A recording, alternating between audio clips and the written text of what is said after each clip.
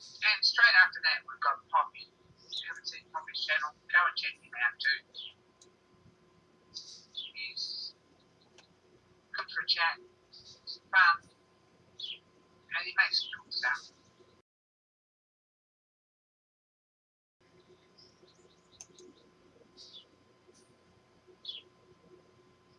And straight after that, we've got Poppy. If you haven't seen Poppy's channel, go and check him out too.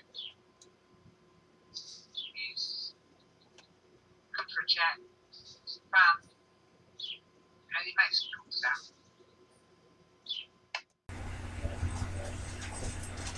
Hey gang, Poppy here, and we're in the shop, and this is what we're doing today, or should I say this evening. Last video I said tomorrow. Well, I didn't feel good when tomorrow came, so this is a week later. It's Monday. Tomorrow the first presidential debate happens. Now, this piece of bronze is going to get turned down to an OD of 9/16 and get a 1/2-inch hole popped in it and chopped off. It's going to go in here so that that pulley will have traction on the 1/2-inch shaft coming out of the motor. This part is for the power single point threading project.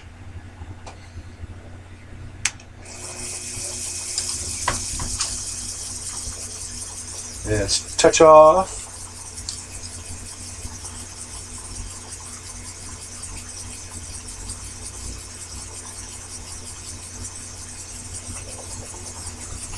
Pull back to clear, and perhaps getting our power feed.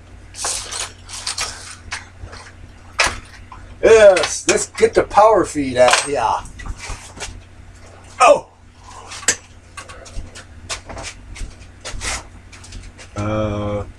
Okay. The one question is, where did I put it? Take off my glasses so I can see what I'm looking at.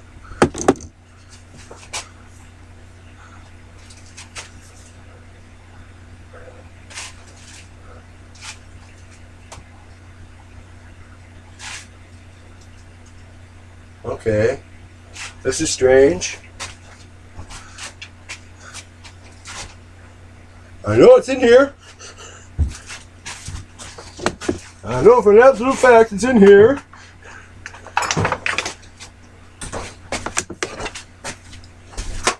Ah, here we go.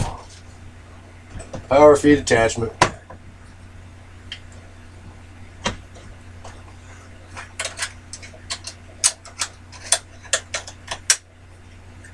There.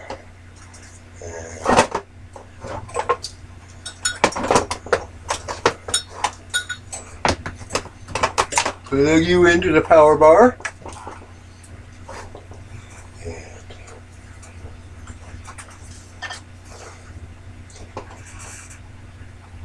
plug the joystick in to the power supply.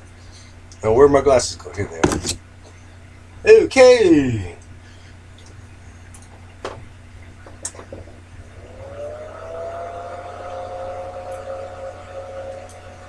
Okay, everything working.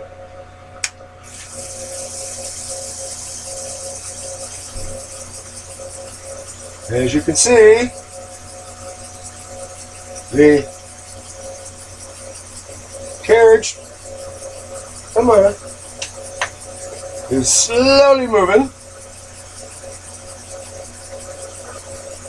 Come on. And it's starting to cut now. You can just see the new surface. It's an interrupted cut. Tell you what I'm going to do. Crank this back, stop you.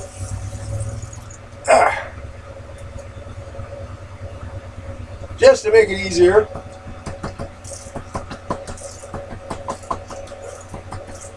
Wow, it looks almost royal. Purple and gold. Don't it? Doesn't it have a purple tinge right now? It's beautiful. I love Dicam steel blue.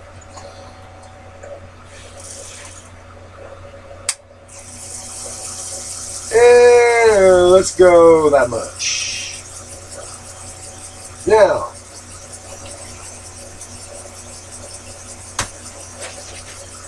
we machine. Yes, we do.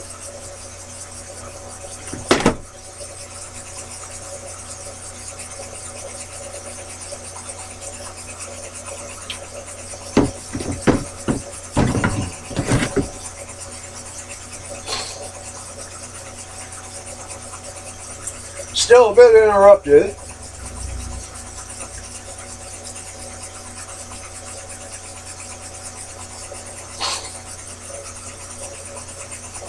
And I'm going to bring it all the way over here as far as I can without getting my fingers caught in the 3-jaw chuck. Never ever stick your fingers up to the chuck while it's running. Don't do that. It is not a safe thing to do unless you are a trained professional in a closed environment. Why is the environment closed? To protect the general populace from the trained professional. I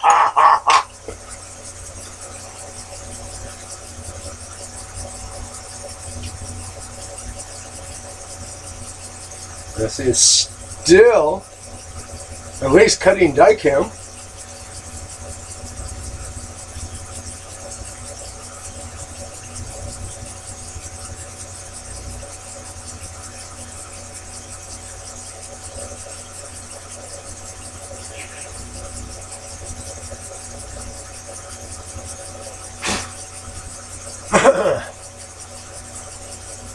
I'm just barely skimming the surface now.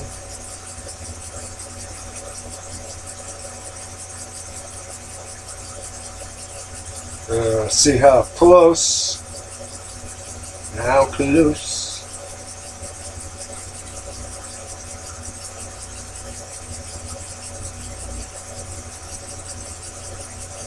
If you can hear music in the background, I must apologize. My neighbors, they like their music. I like their music too, but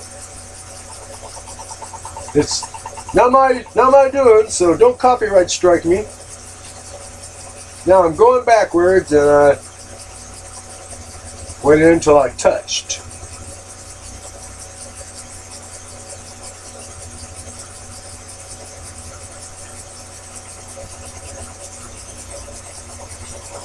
A little more spindle speed. Can't hurt much.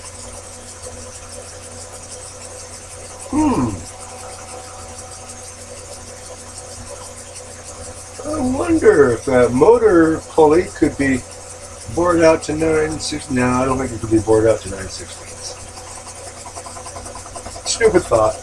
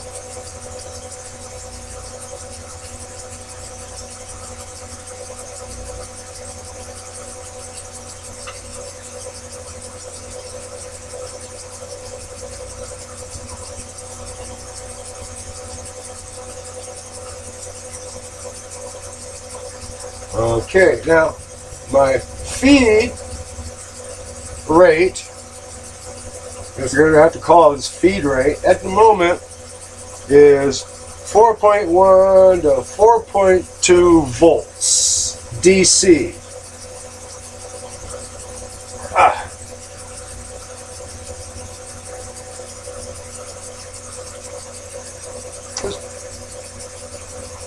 turn it up a little. 5.4.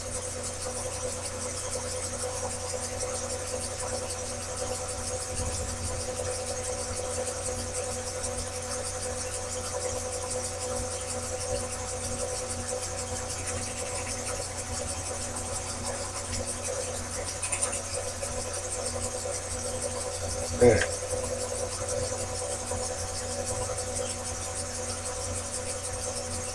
Let's make another cut.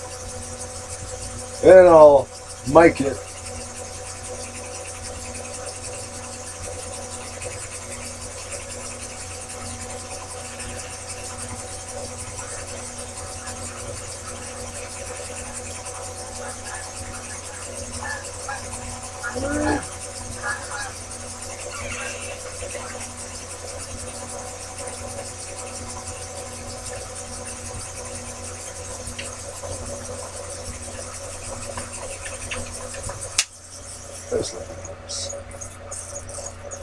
Okay. 10.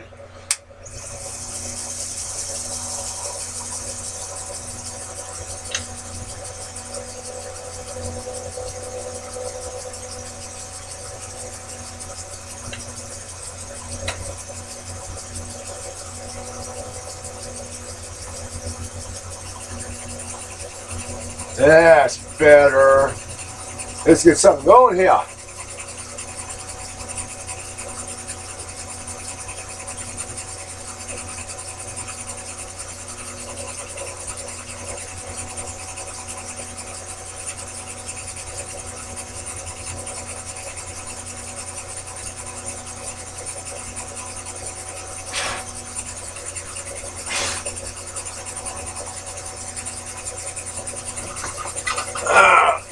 Come here, Orangeade. Don't spill. Don't spill.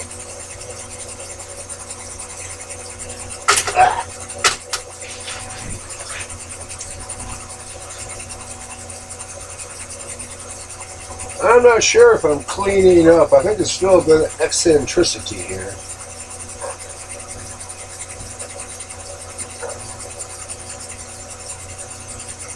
This bronze machined beautifully. Chips come off small and they break very nicely.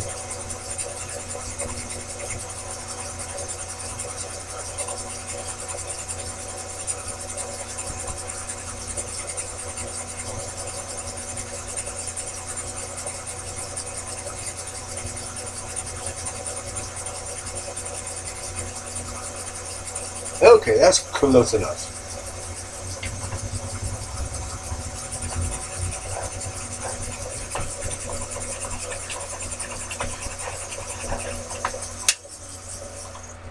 Yeah, still not cleaning up yet. Yeah, I better throw a micrometer on this thing, or a caliper, just to see what it's going to say for itself.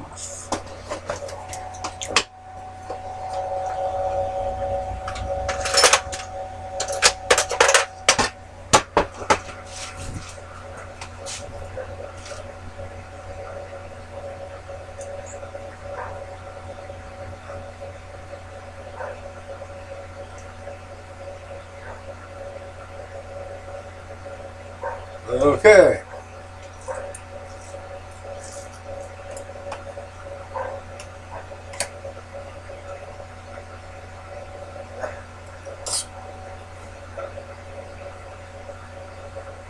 $47.64. Well, I guess I can afford to take 10 thousandths off. Nice regular pattern here. That's at 5.4 volts.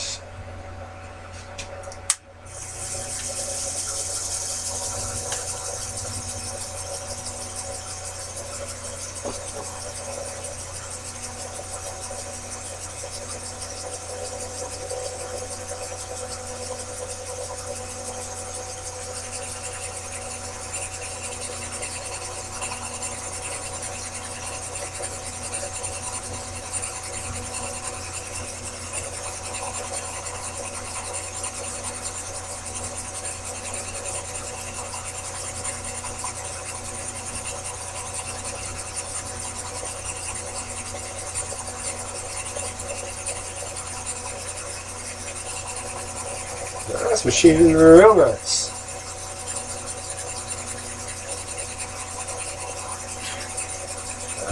This bronze was piece of bronze was hinge bolt off a autoclave.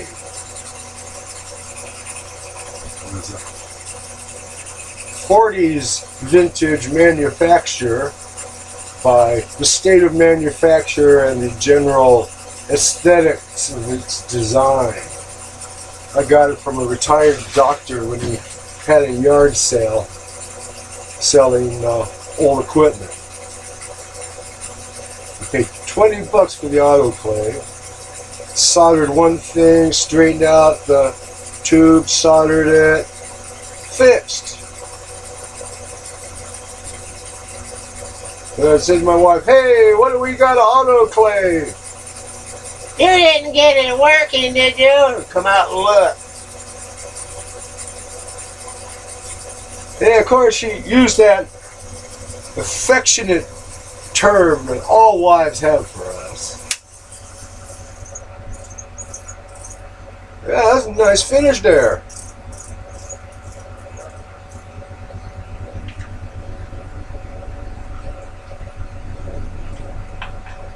Oh, I don't like that.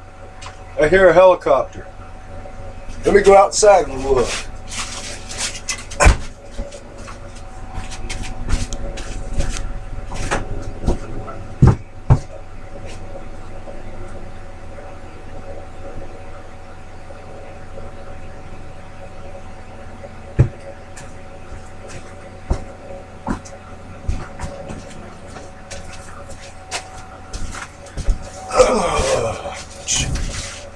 Just as I suspected, Cal fire.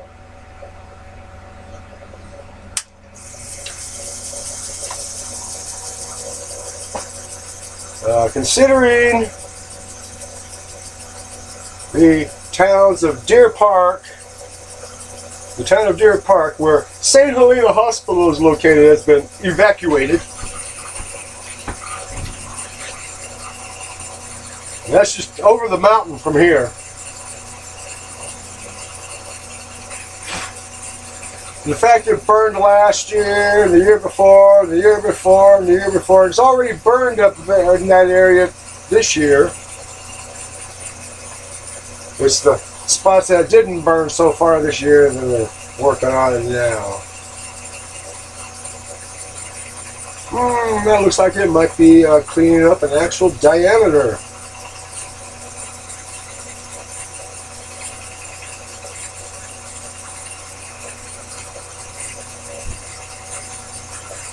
Some of you may be asking how I have two-directional power feed on my shear line lathe.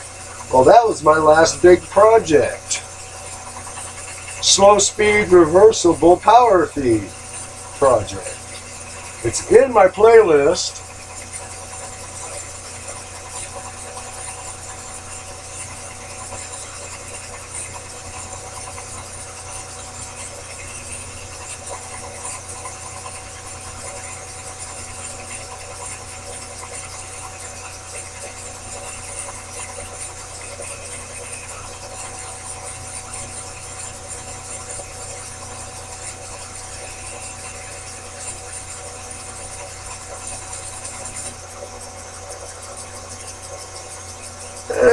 Let's take a look here. Well, that look nice.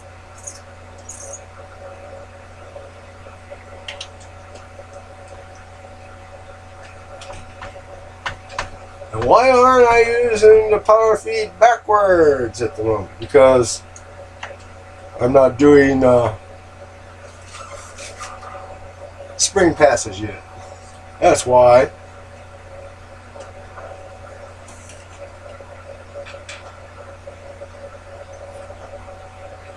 $23 30 seconds.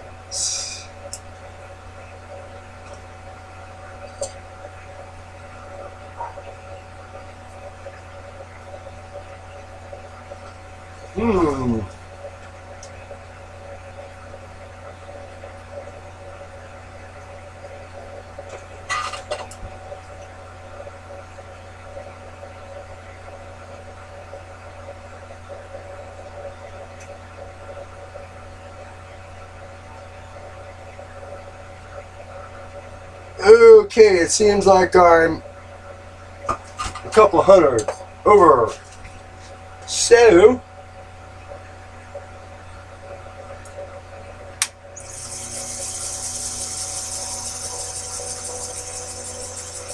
the cut at 5.4 volts and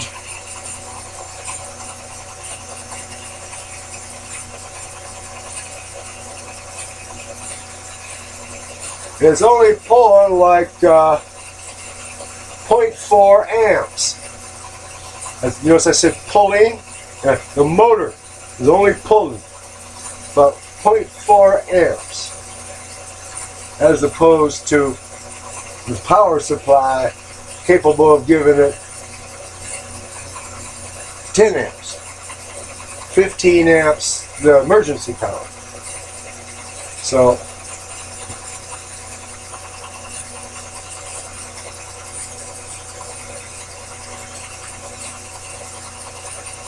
my power feed project is an unqualified success, I would say.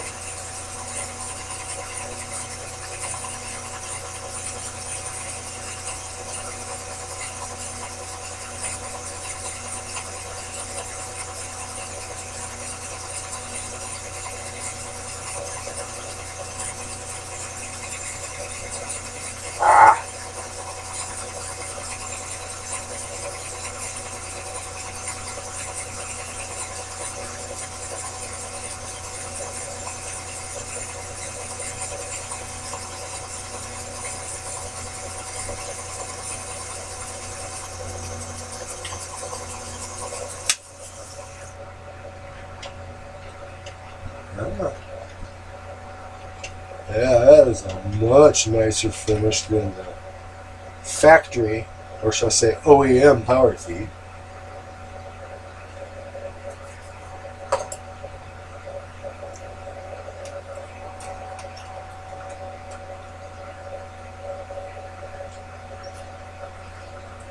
.45/64.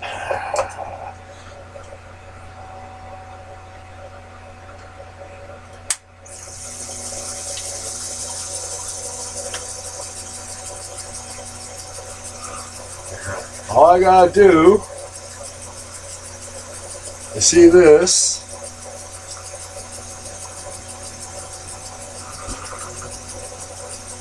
All I gotta do is hold these two little switches down with my thumb.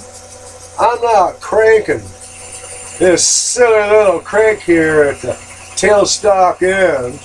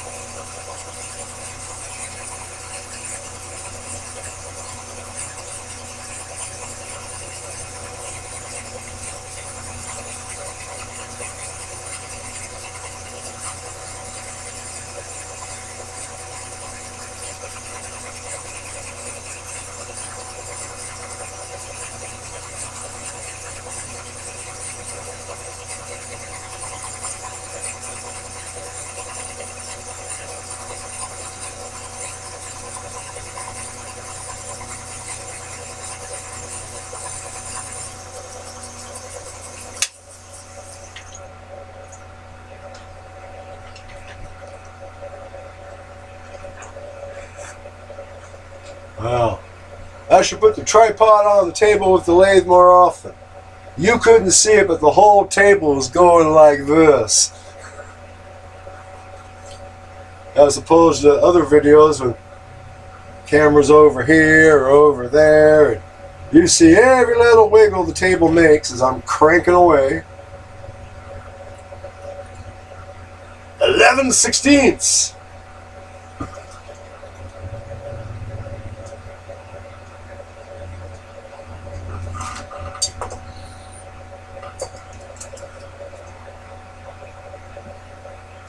Oh yeah.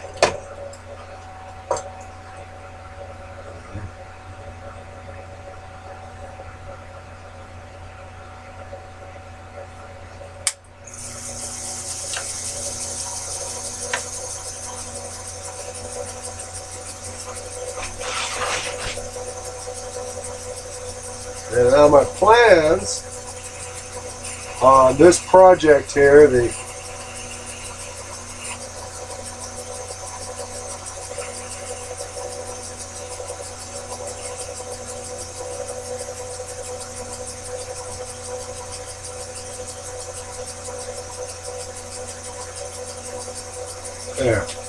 Let's make an actual cut, huh? There we go. Always helps to remember to advance your cutter before you engage the feed.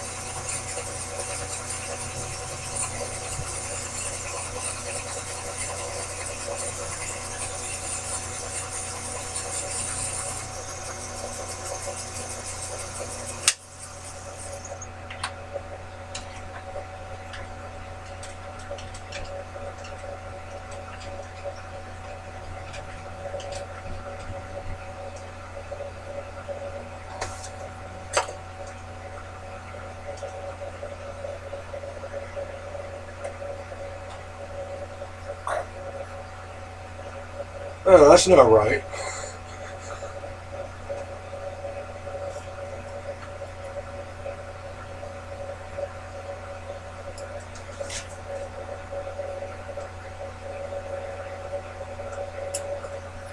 That's better. That cannot be right.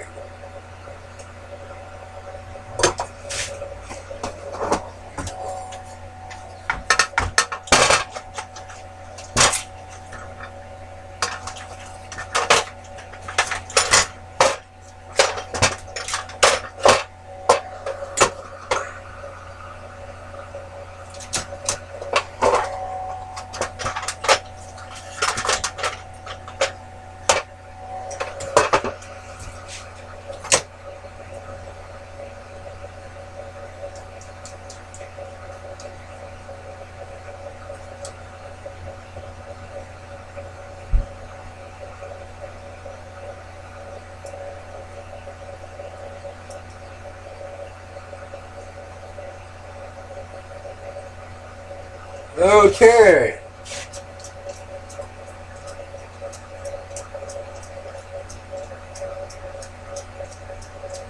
Open up, you. Okay, let's see what digital micrometer has to say on this subject.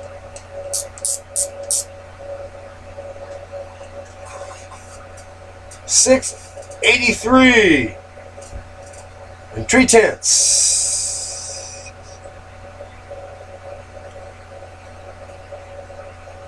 16. So 120. Okay, just turn you off, sit you aside.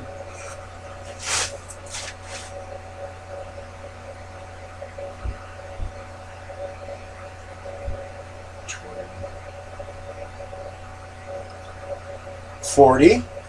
Right. That should be 40.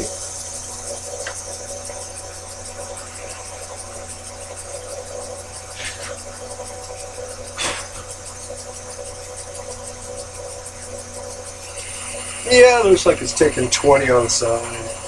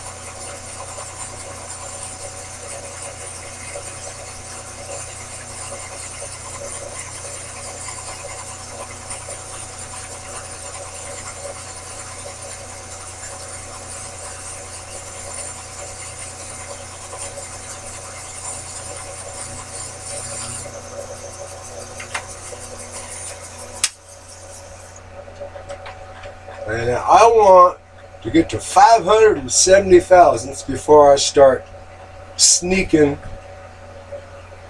up on my final dimension. I want 9/16, which is 563, right? Correct me if my math is wrong. I know you will. 667.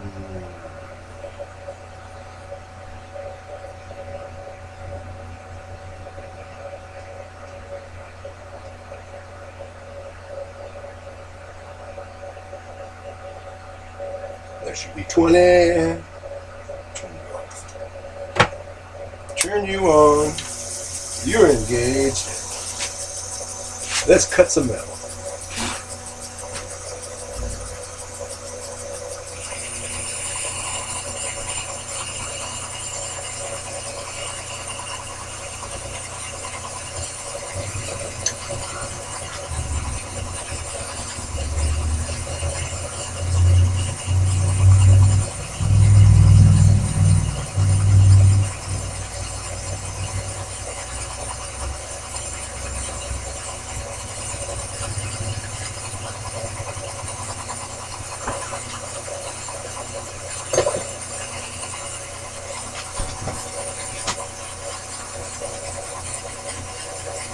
I just did a little sanity check here, measuring the pulley that's got to go onto the shaft, and this has to go into the pulley here, and yes, I want 9/16.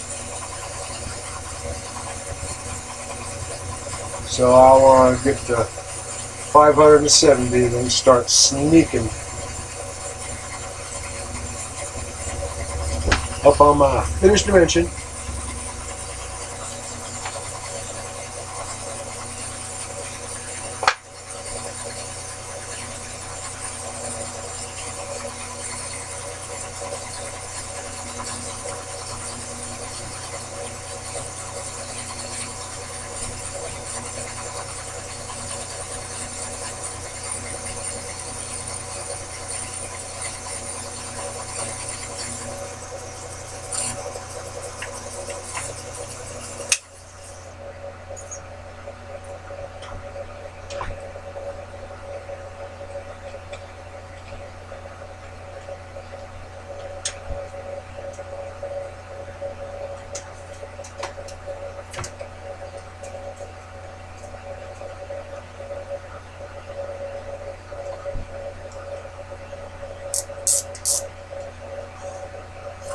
648.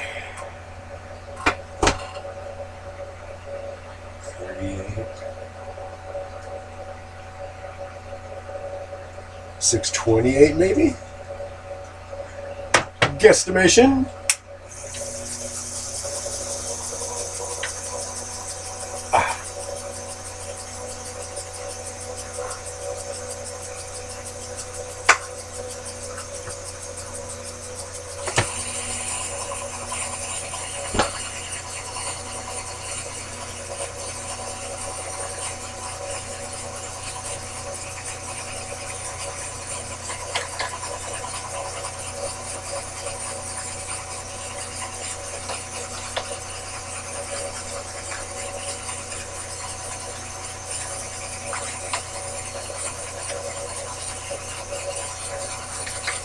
As you can probably see,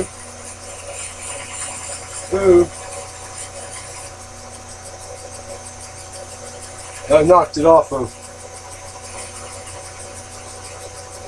Okay. As you can probably see, my 3-jaw chuck just barely swings over this bed. It's an 80 millimeter.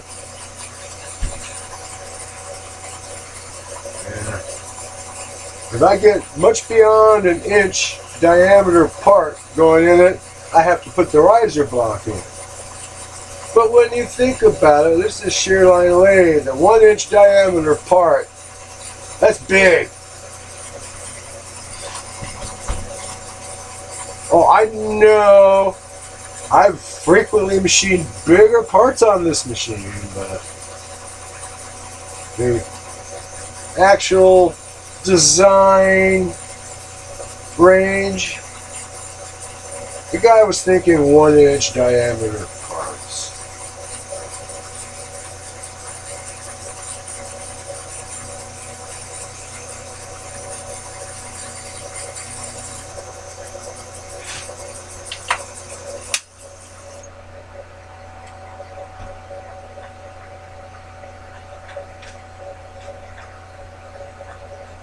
Wow, it looks so steady. Well, it's like California. We don't notice the earthquakes unless a house falls in on us.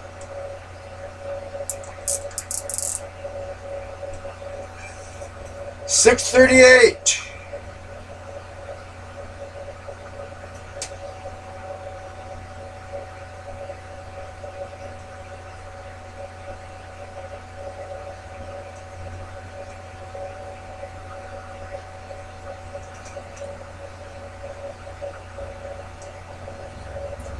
Okay.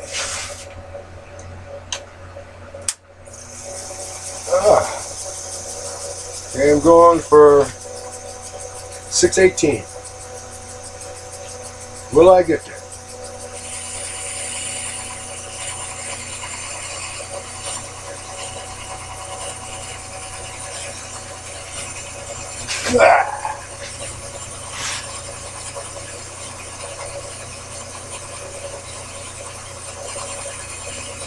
Oh, anyone who watched last video, that fly that was buzzing me, I shot it with WD-40. Haven't seen the little sucker since.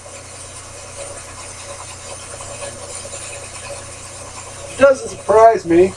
One night last summer, I was out here machining and a big mud dauber come in, looking for some place where she could start daubing mud.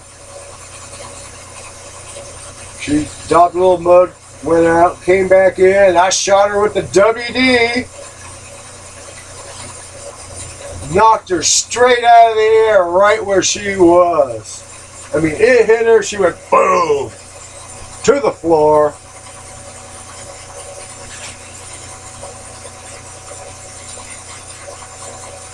I don't know if it's the silicone or that ultra fine light petroleum distillate carrier.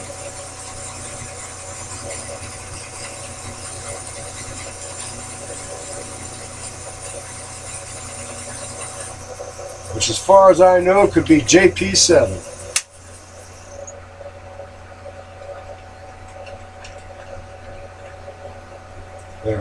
Then they've suggested that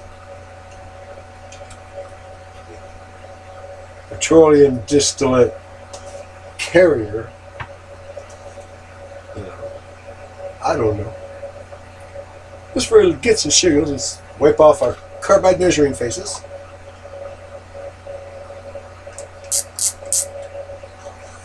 Six, 18, 15. Ow! Yes!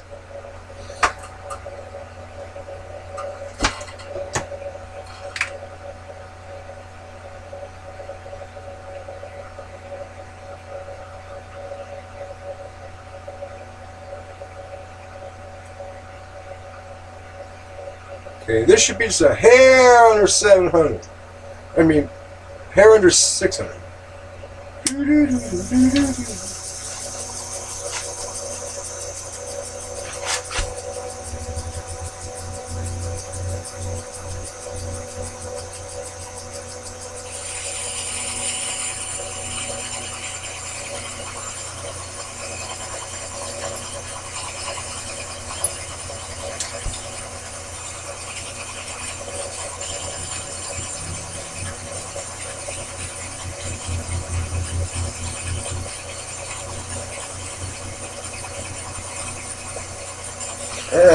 Anyone is asking why bronze? Well, I've got some 1.5" diameter Delrin, 1" aluminum. I figured the Delrin, although strong enough, put enough torque behind cutting the thread, it could rip out. And the 1" aluminum was square. I always was no good with a 4-jaw chuck. Unless you valued chasing zero or center around the chuck all day long, blaspheming against 7 false gods.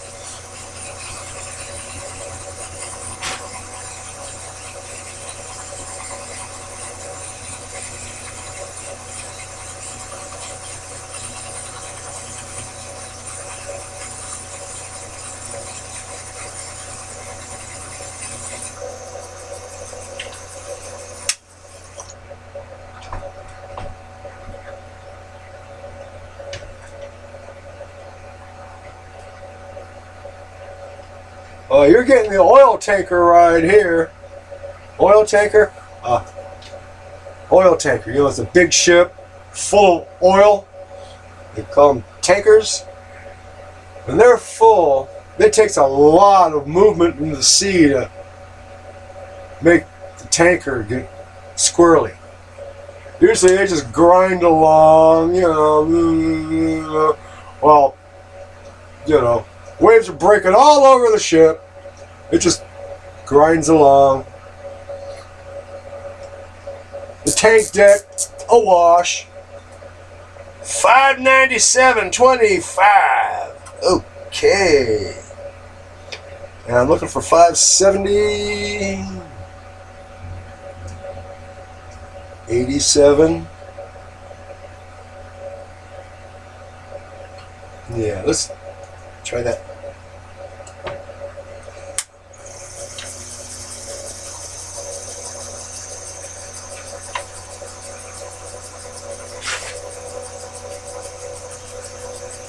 $587 coming at you. Don't run. Don't try and hide. We're gonna find you.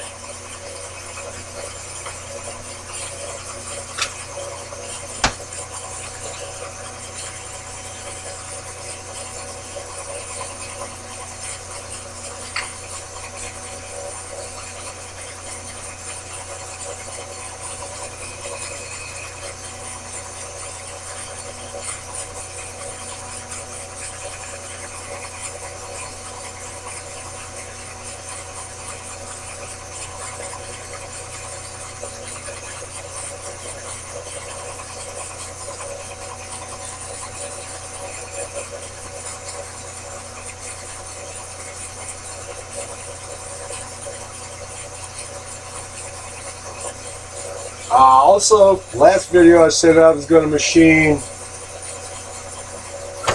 on this tonight.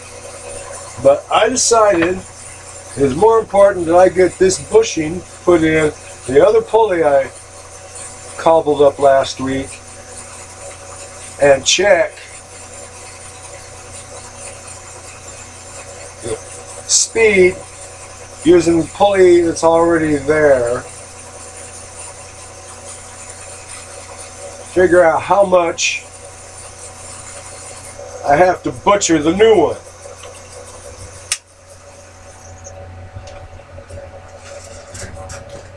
I have a feeling I may be machining this here off down to that line and then cutting my groove. Maybe. Considering the output of the motor I'm going to be using to power this single point threading attachment is like 6 RPM.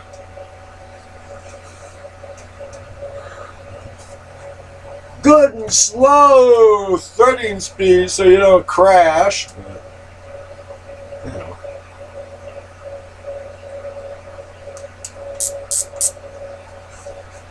$586. That's about where I approximately a couple thou. Okay, and I want 570.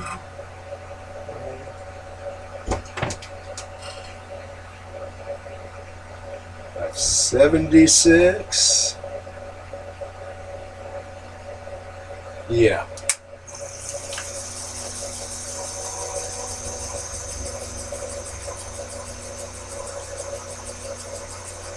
Okay, I just turned my voltage on the power supply from my power feed down to 4.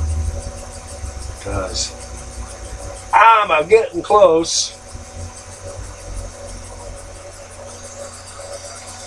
to finished dimension, and I want my surface finish, of course, so I just bumped the spindle speed.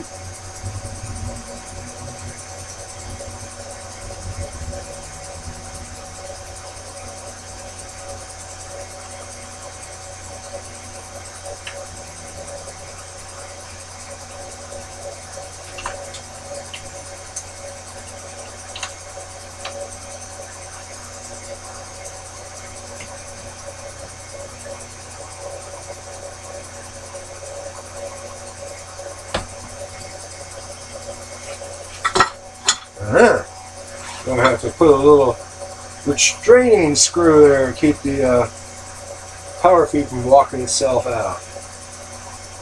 Thought that might be, but it's a small price to pay. Sacrifice I'm willing to make.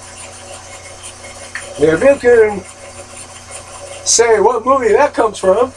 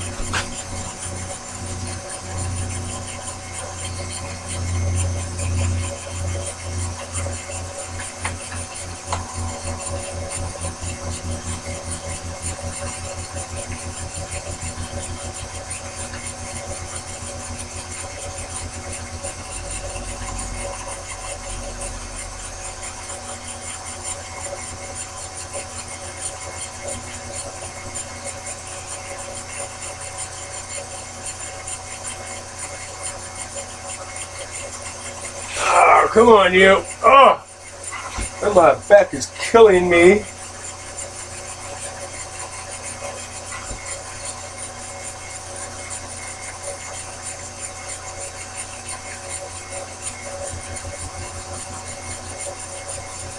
Yeah.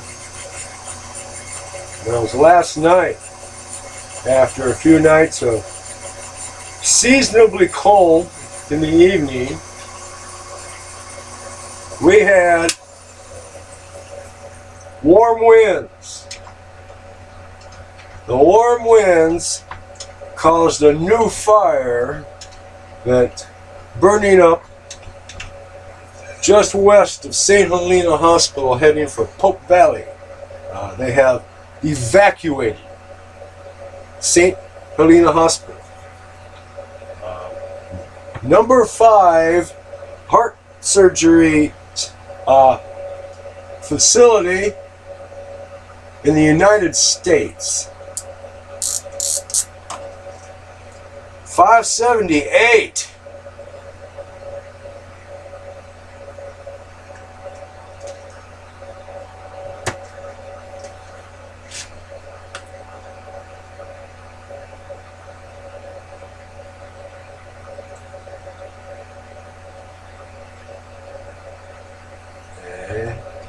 That's, yeah. I'm going to like 5,000.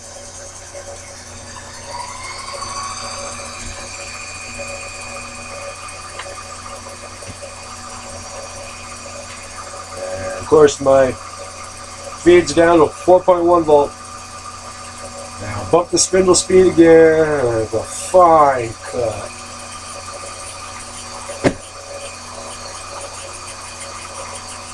Look at that.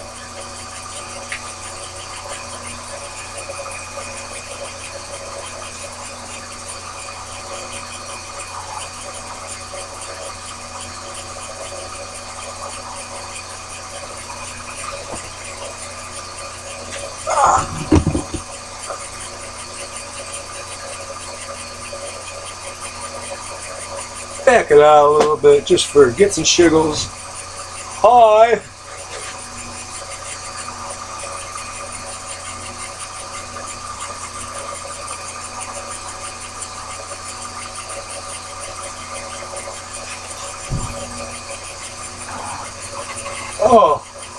Oh, my poor back is breaking.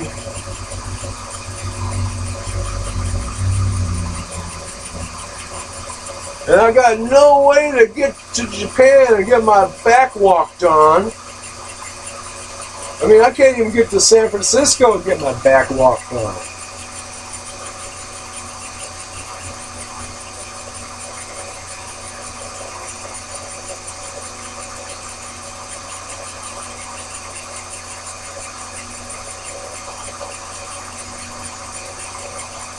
Yeah, Sherman Hemsley's dead. You know, so I guess Poppy just ain't getting his back walked on, is he?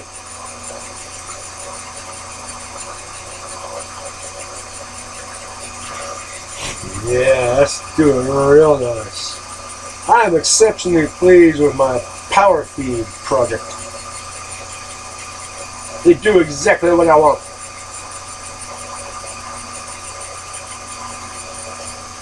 Okay, now, one of my favorite tricks on the lathe was to do spring passes reverse. Just slip the feed reverse lever to reverse.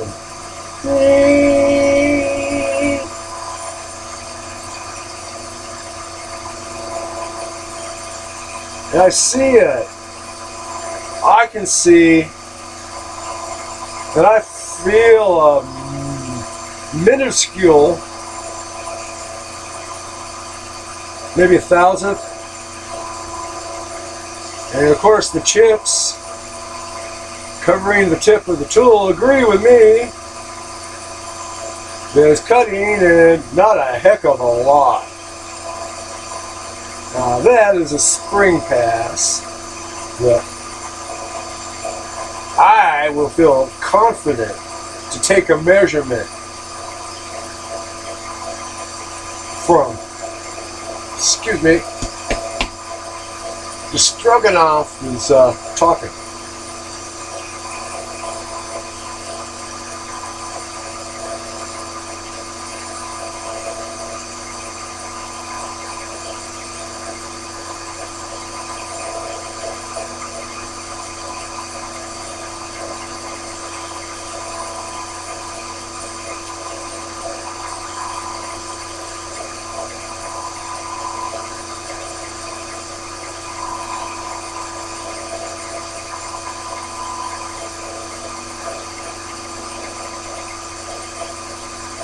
Yes, producing an even more superior finish with the backwards spring cut.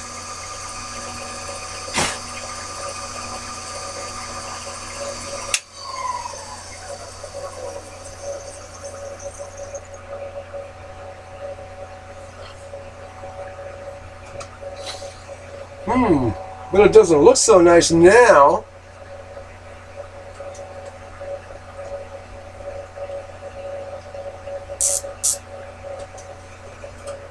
$572.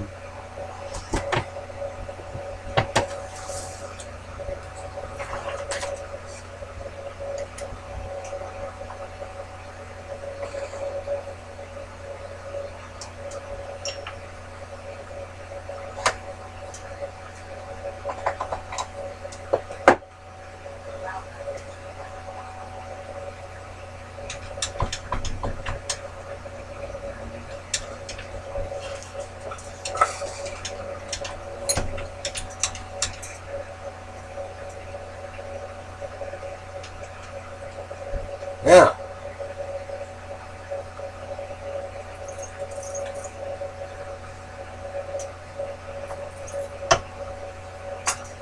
let's do a little measurification here.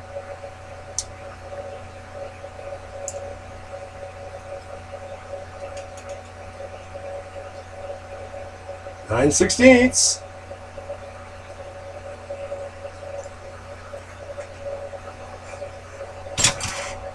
This one, 9/16. Let's see. Half is 500. 16th is 63. And 572. About 9 over.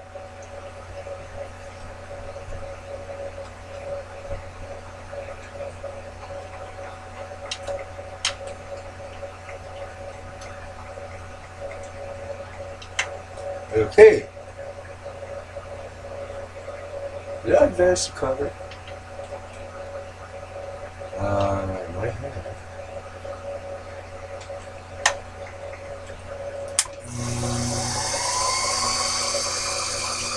Test cut.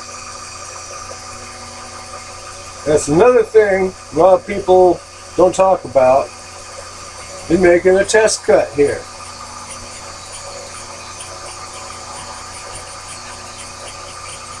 I think I did advance the cutter because it is cutting and don't look like it's just spring passing. So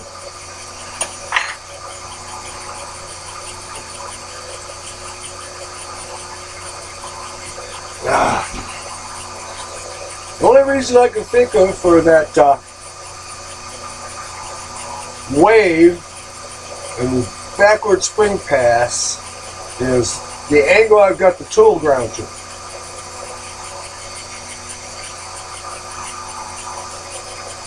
While it's a great angle for cutting towards the headstock, it has a definite Kirby factor for cutting towards the tailstock.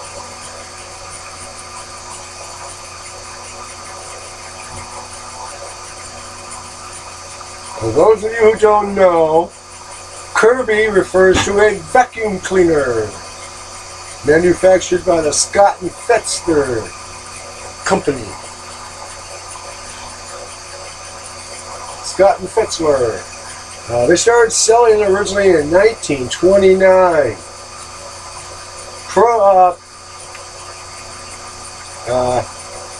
Great Depression.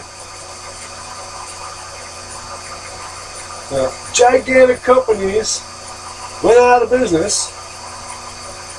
Kirby vacuum cleaner survived. And Kirby wasn't cheap. I mean, you see these $2,000 and $3,000 Kirbys nowadays? Or am I looking at an old catalog? Well, what Scott and Fetzler was selling them for in 1929 might as well have been $1 million. Yeah.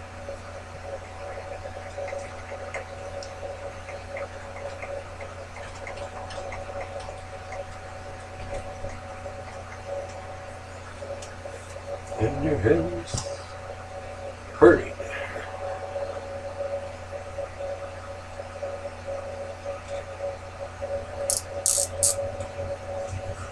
$570. Okay.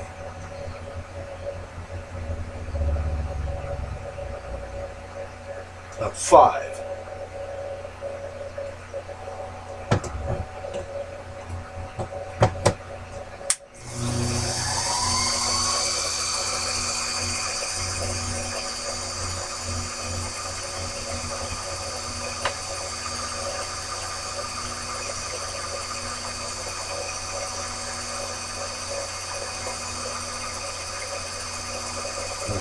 I've been using this sliding clutch so that I can back the tool off for measurement.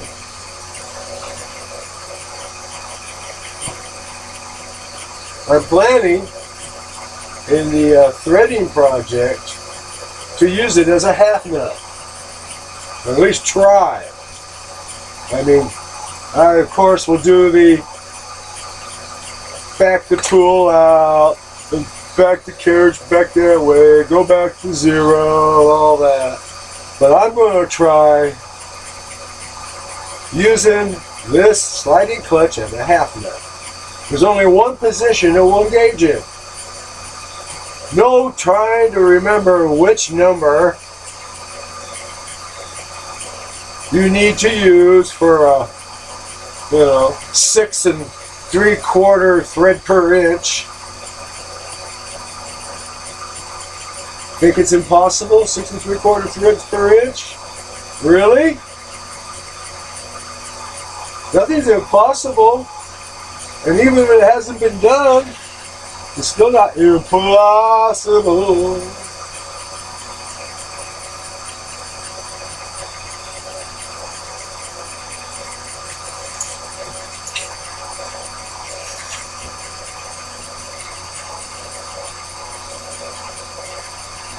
Oh yeah. I'm starting to liking this. Oh yeah. Yeah. Uh-huh.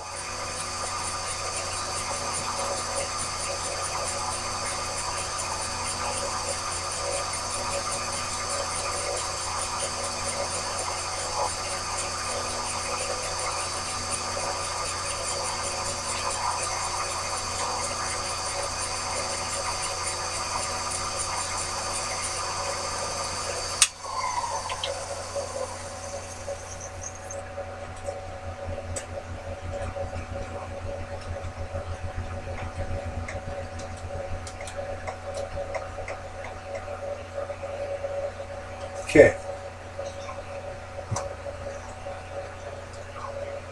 Did you make?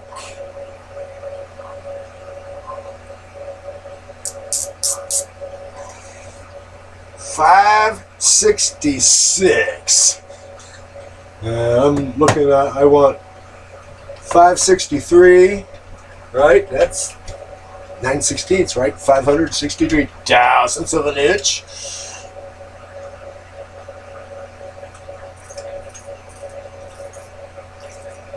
Almost. And you won't go long enough. No, you won't go long enough. Well,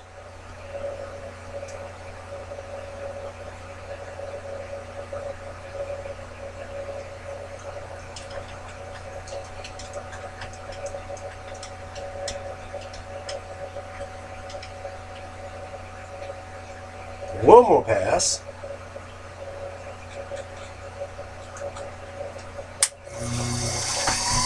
I figure this should get so it'll want to start. Go away, bug.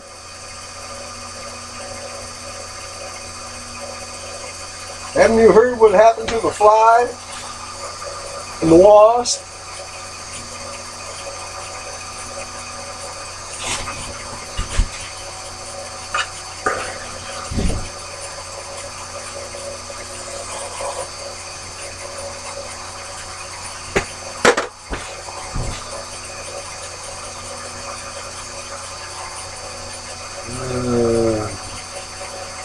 sandpaper inside.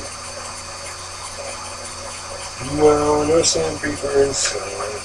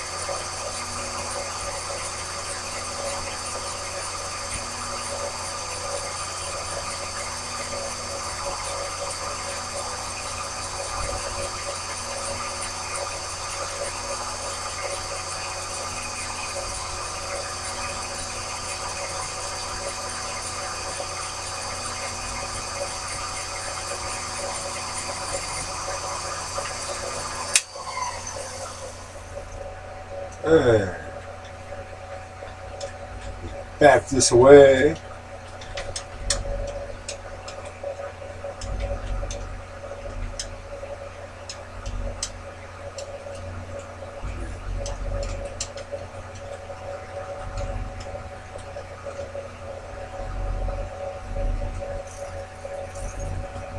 See, burr. Looks like I broke the sharp edge.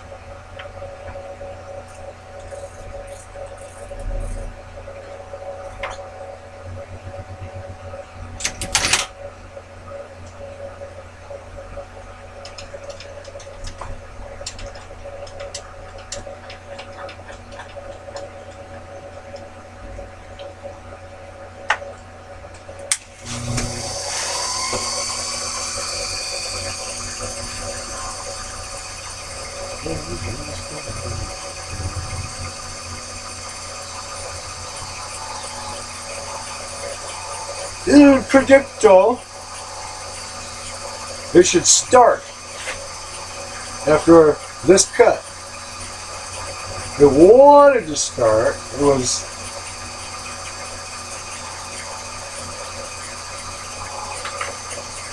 say I'll warm it up,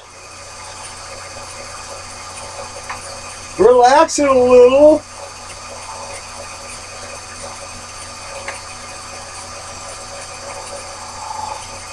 Yeah, this bronze is not heating up, so it's not expanding from heat. It was just,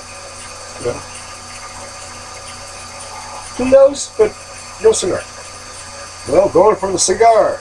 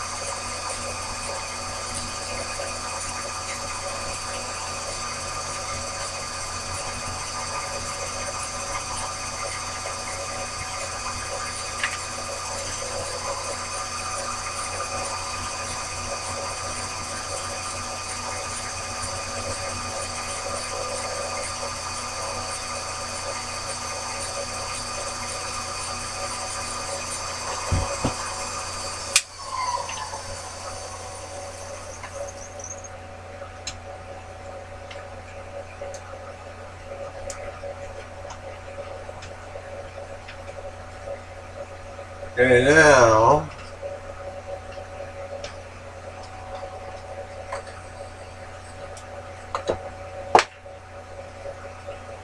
back this off.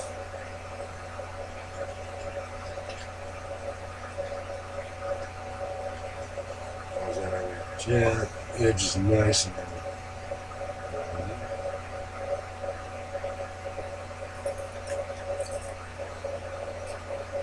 oh. Ah! You're kidding me.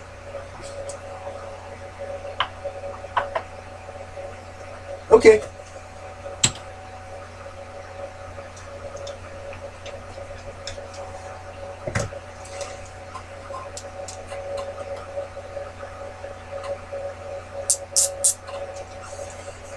$563. Oh, that's it. And 7.5 tenths. That's the problem. The shitty little 7.5 ten-thousandths.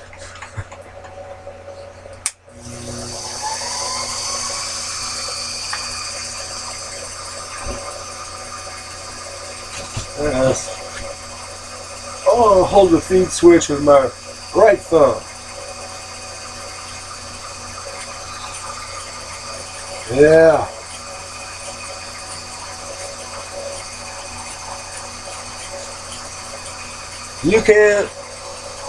I can't tell if you can tell it by looking in the monitor, but I can see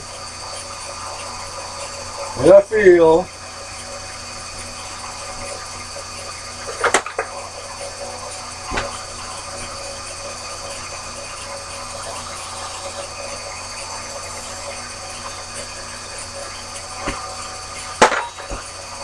sharp edge broke.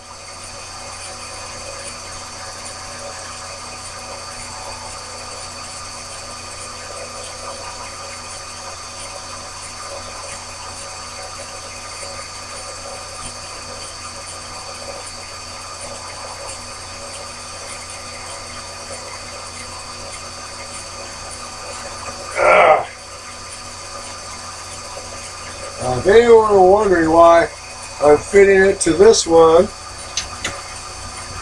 instead of this one, well, you saw that that big pulley won't go to the bed.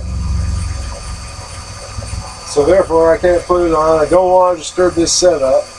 And the small aluminum colored one is the same ID. Made to go on the same exact part. Made by the same company. So, if that two-step shear line headstock pulley fits, that threading attachment hand wheel I modified last week will fit. Okay, now I'm going to back this off, give it a little try.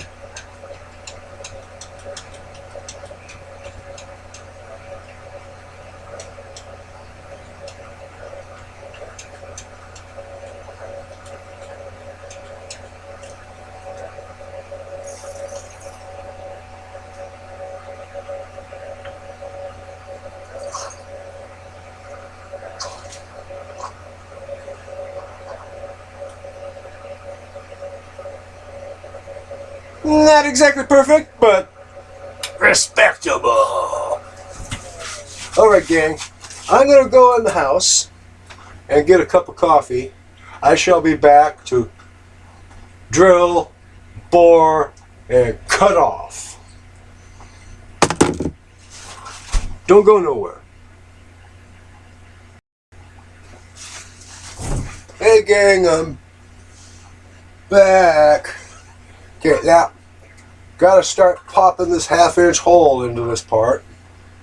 Because I don't have stub drills.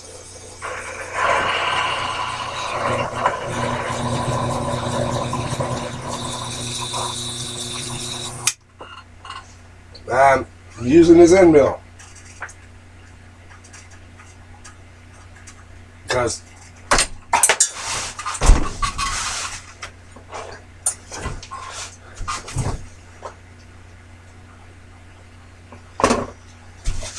That's what it's taken.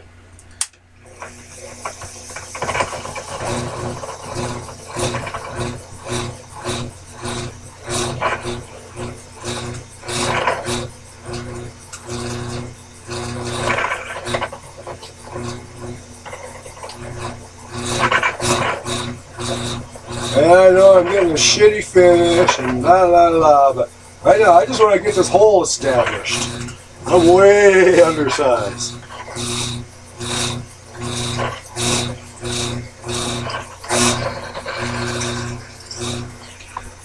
Okay, that's a start.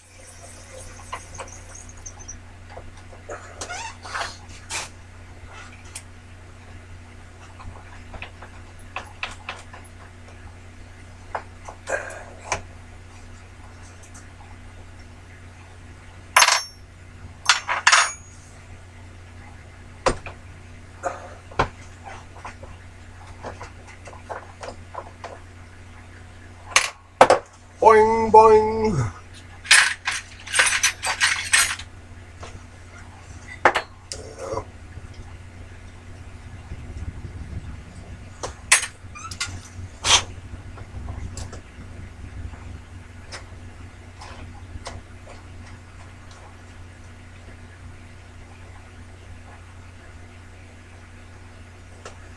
Put the bigger Jacob's chuck on.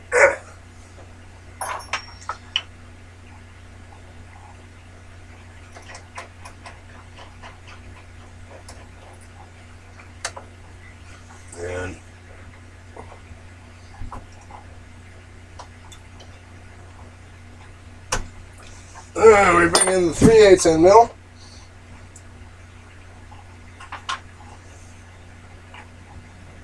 Clamp tailstock in place.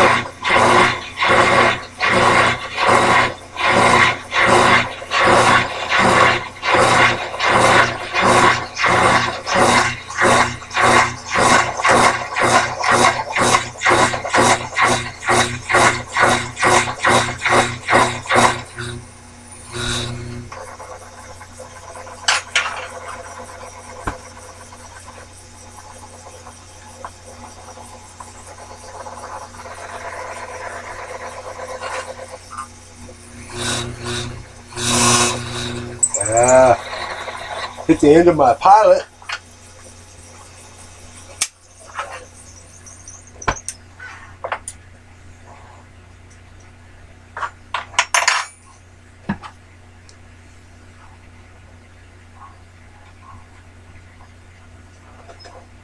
Not deep enough for that one, but enough for this one. No. Oh, that's why.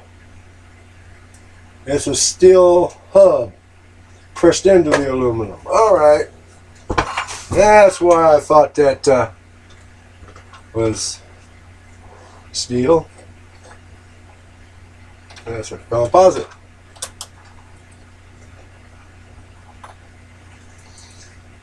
And now, what do we have?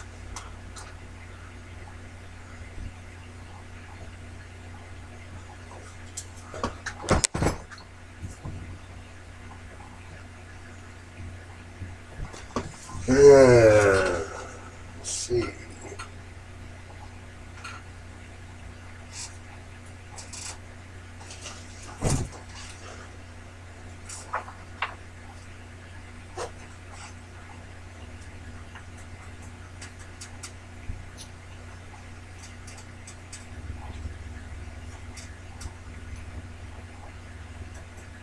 Well, that's enough.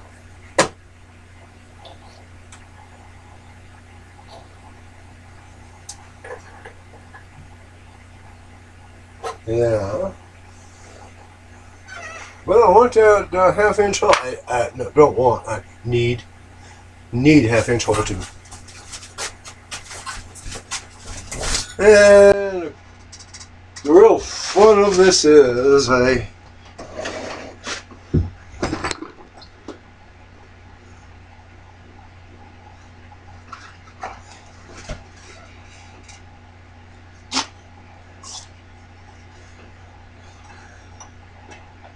no. See, I can't grip it. Or I would. Ooh, wait a minute. What are you? 1/2? Really? Oh!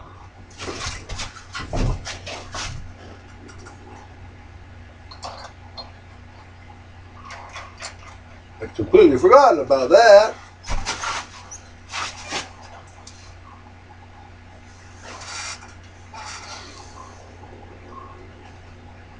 Now let's think real hard here. A 32nd of an inch wall thickness on this tube I'm manufacturing. What could go wrong?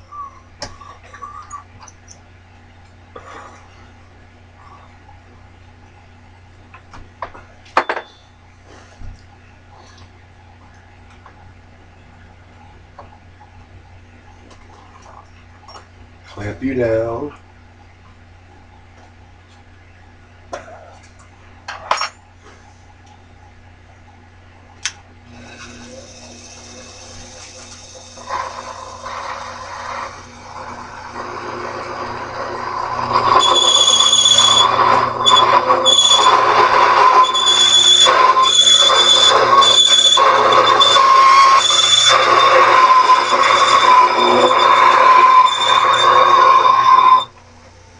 Chatter.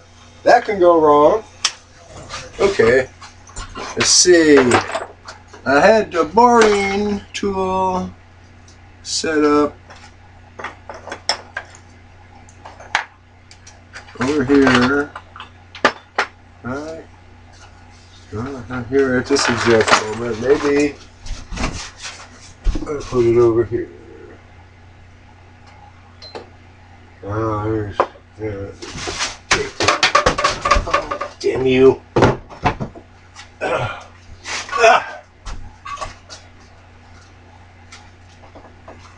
That's why. Because it's over here.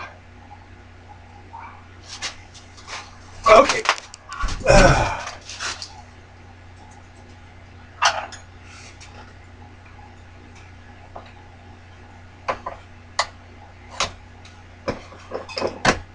Too much chatter. Too much chatter.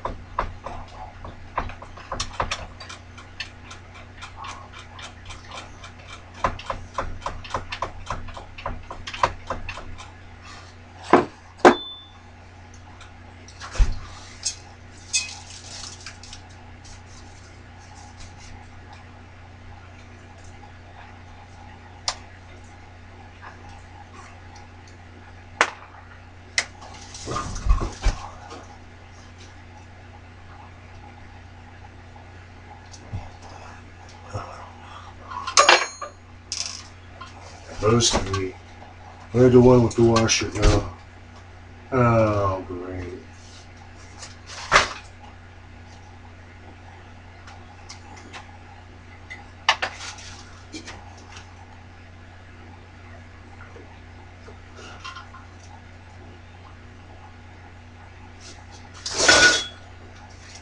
Oh, itty bitty, teeny tiny short. Well, it's not one of these. It's one that's almost as short. On the floor. Most likely never to be seen again. They drop something small on the floor in here, and well, kiss it goodbye.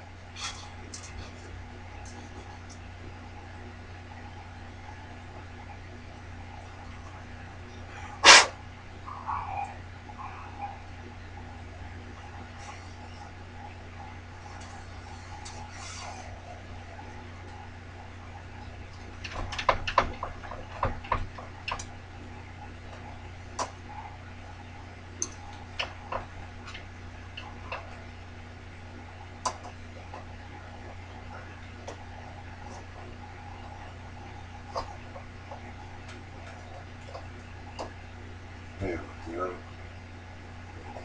these two on. Yeah, all four. And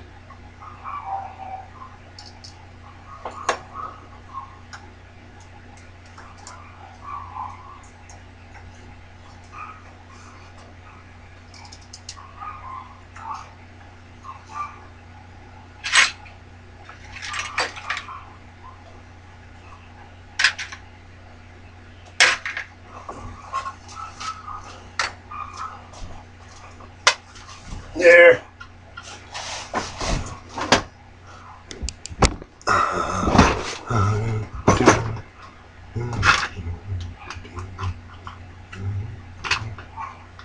Ah.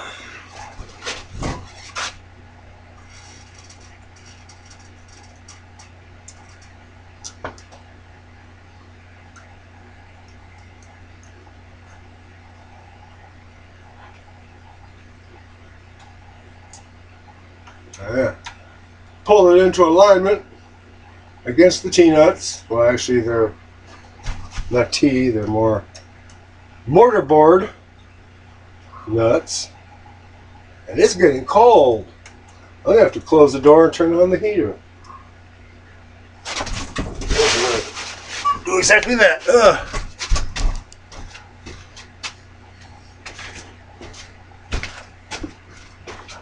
Now, where did I put? Oh, yeah, there. Over here.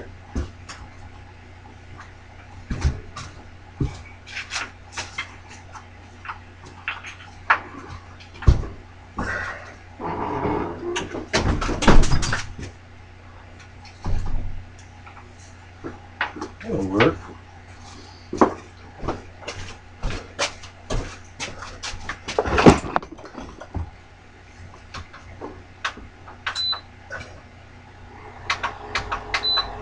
There. Set the heater at 75.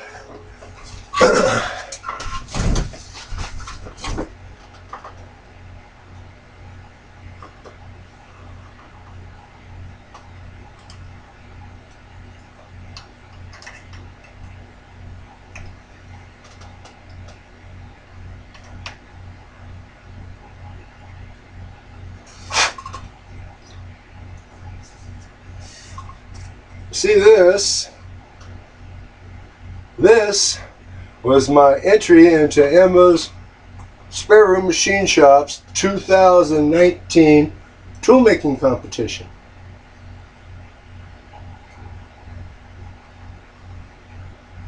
I didn't win.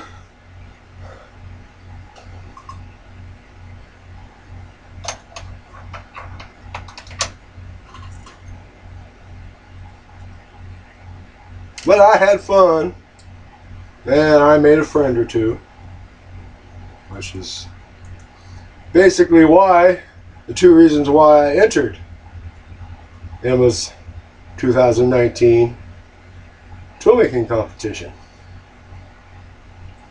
One night, I was surfing through the tube, and I ran across one of her videos, and I figured it was time to check her out, right?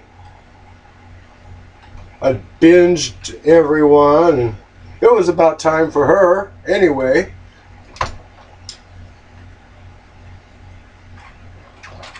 Ah, there you go.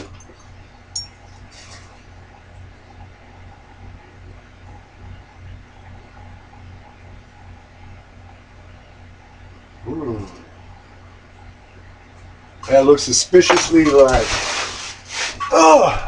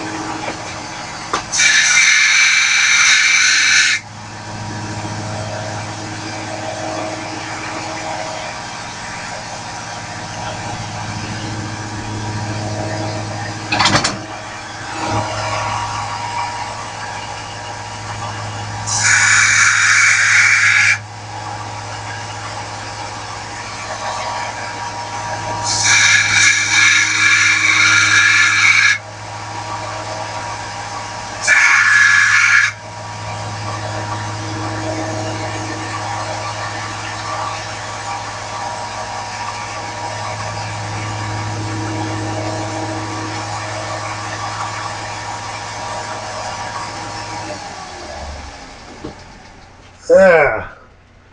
A little bit of buildup on this tool.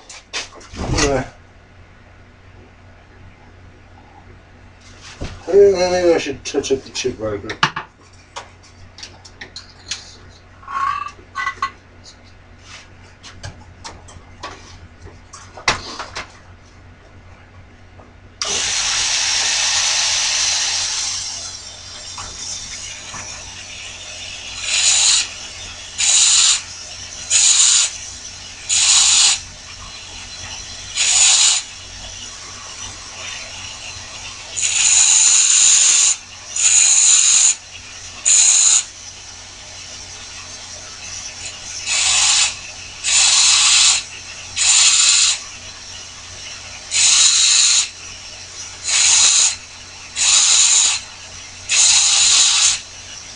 Yeah, that's better.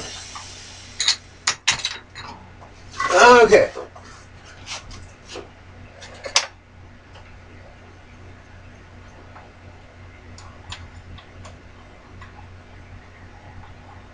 Anyways, I was saying I entered Emma's Spare Room Machine Shop 2019 tool making competition.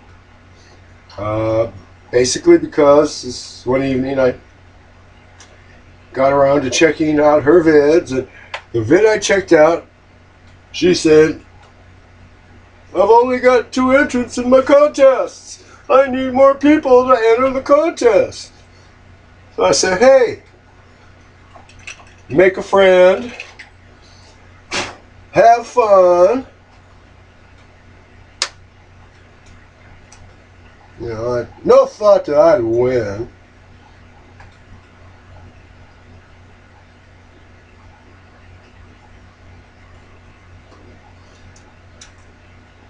You know? And I didn't.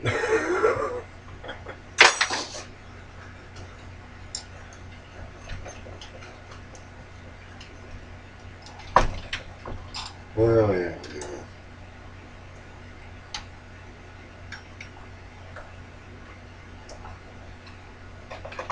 Oh, a little more. A little more. A little more.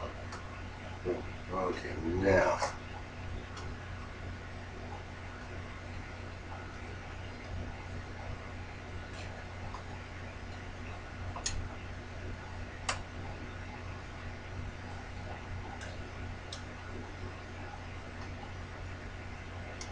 Anyway, this tool block I made, I just finished it. And, you know, I didn't even know about the contest, but hey, it was ready. It's a tool. I made it. So I entered it.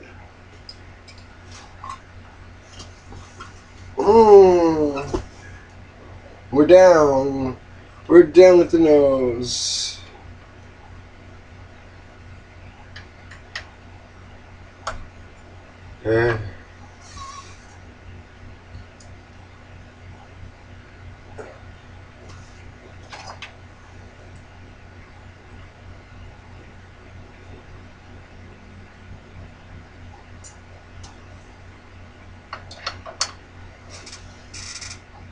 A little high, a little high.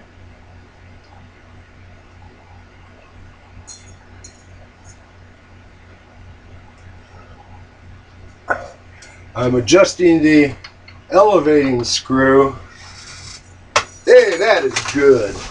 I like that. Now, where did I drop that T-wrench? Ah.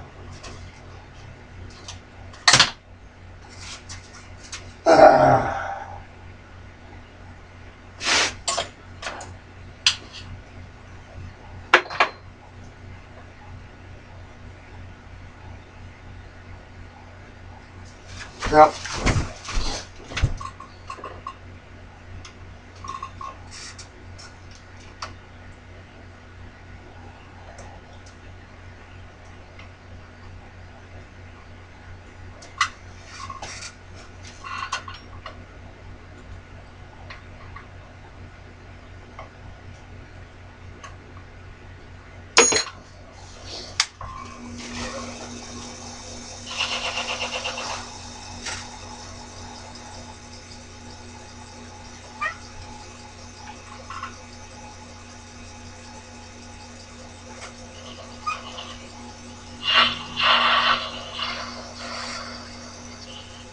no good. No good. Not enough clearance on the bottom.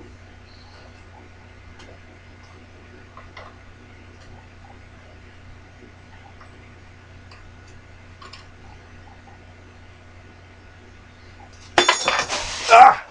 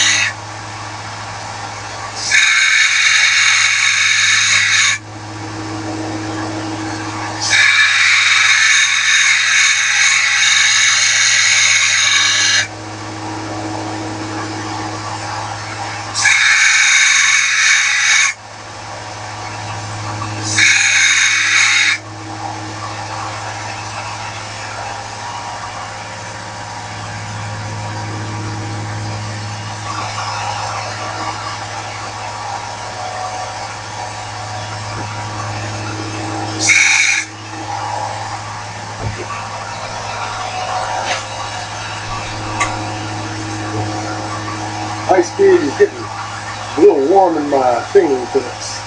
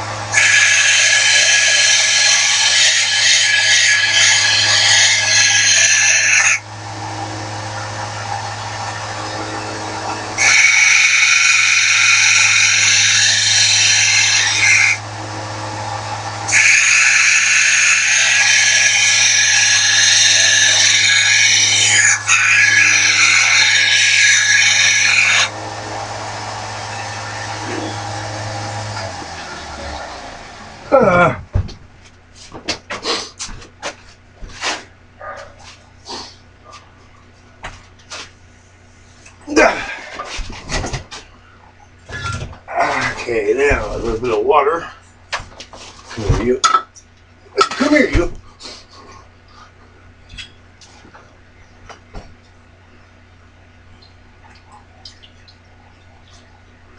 And we got a little bit of water.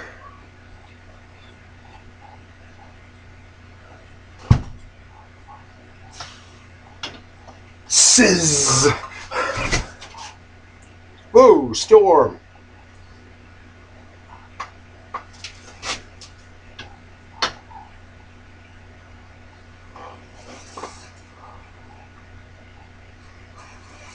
That's much better.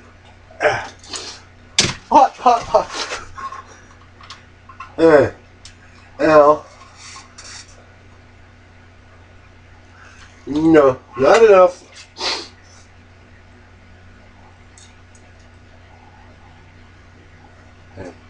I'm going to stop recording while I finish grinding this tool because I'm just wasting.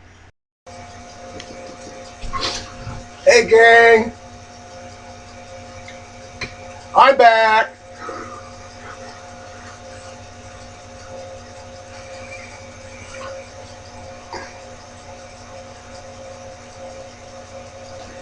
Hey, as you see, I got the tool back in here. I've ground it. I believe I've got enough clearance.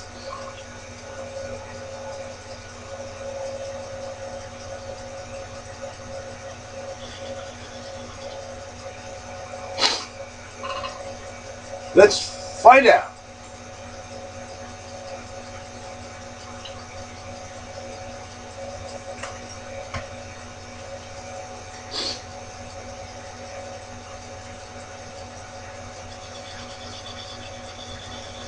This is called boring. And not because not because it is as exciting as watching grass grow. That's a different kind of boring.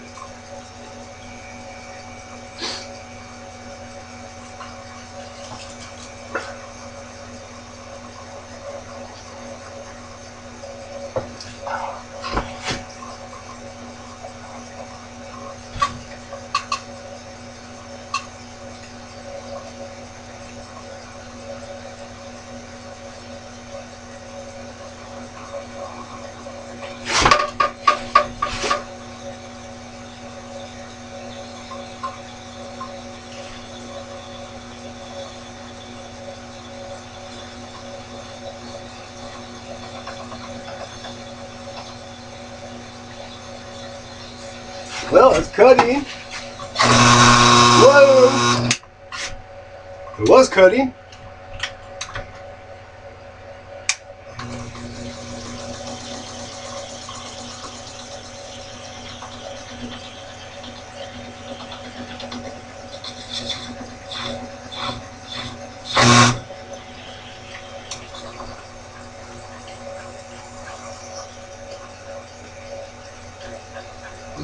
Excuse me.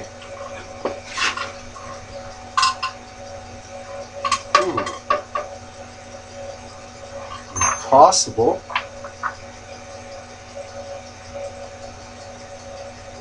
Yeah, it's possible. I think I hit bottom.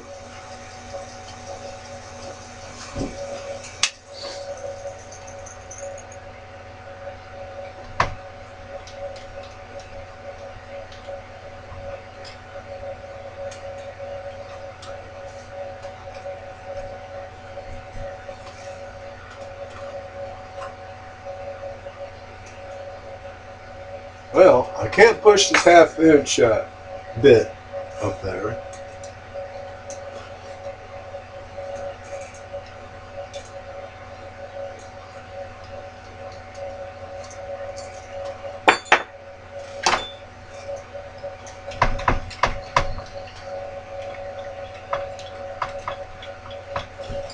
How about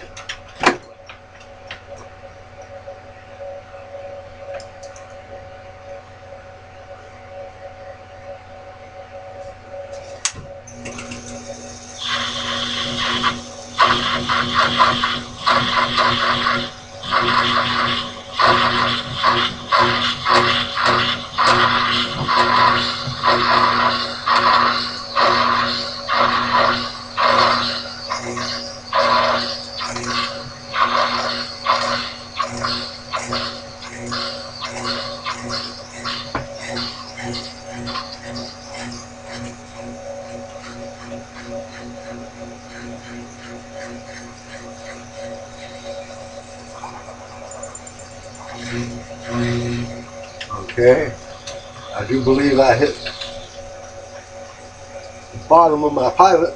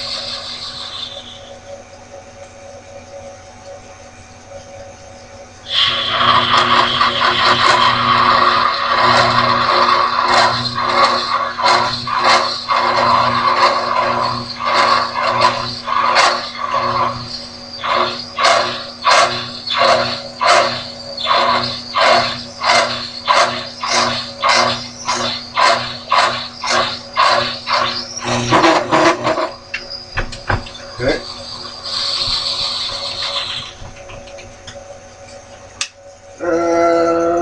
Let's see.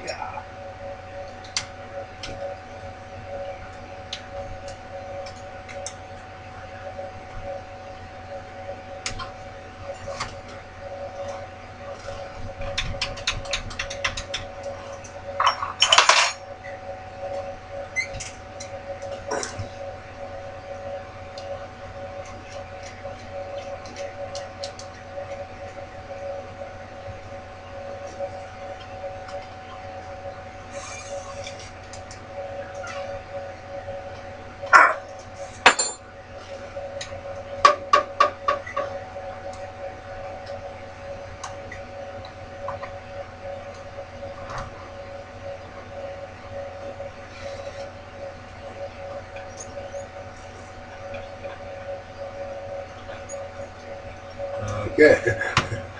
Woo. Okay, now I'm gonna see if I can push this 3/8 end mill in and increase the depth of my pilot.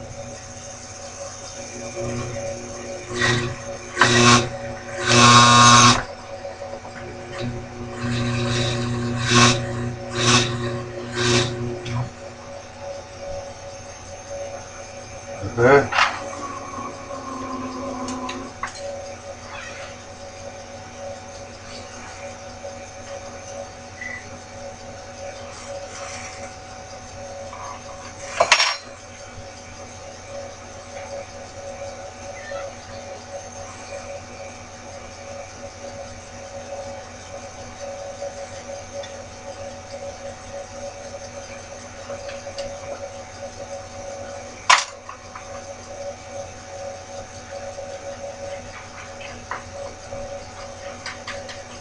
Sometimes you gotta pilot your pilot.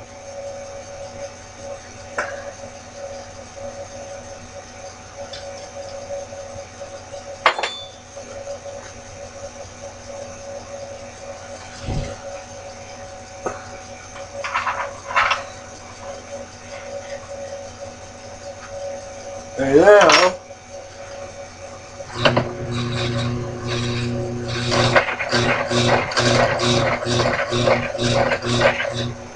yeah, I don't care if you wobble, just cut.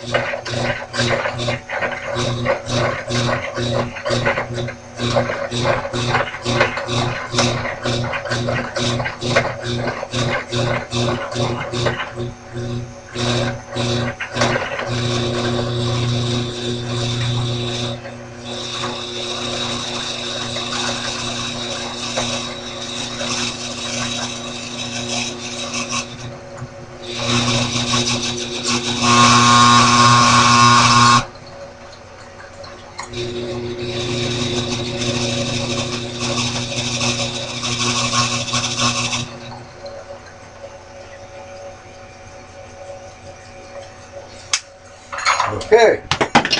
Oh, come on. Ah.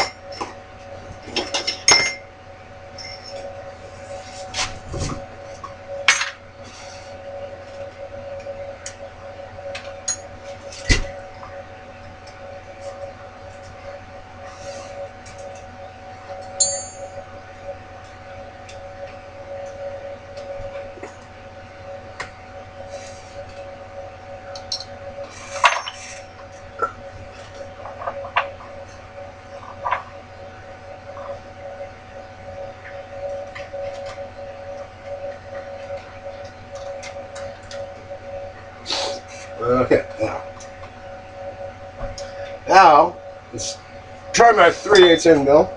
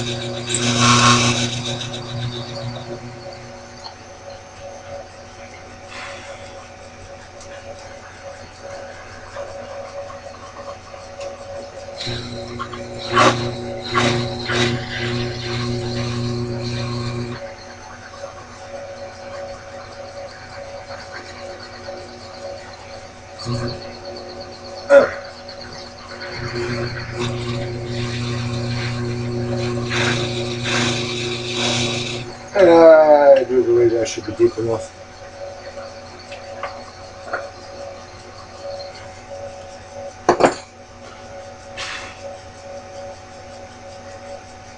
Oh yeah, I got plenty of depth now.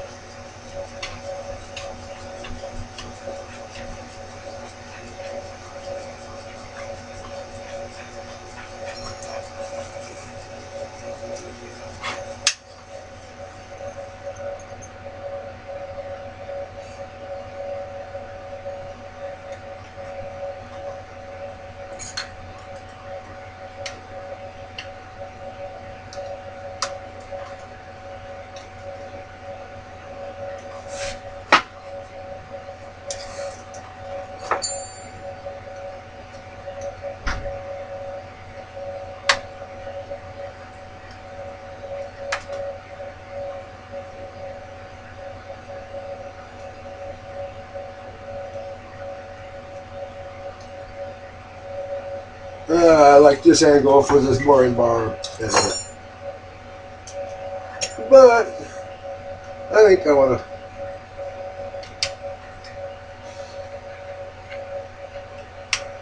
This boring monotonous stuff right here is why a lot of YouTube machinists do stuff off camera, because it's so exciting. It's important. You gotta do it, but you don't want to watch it.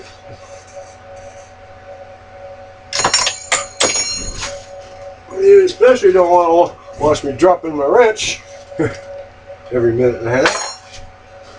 Okay.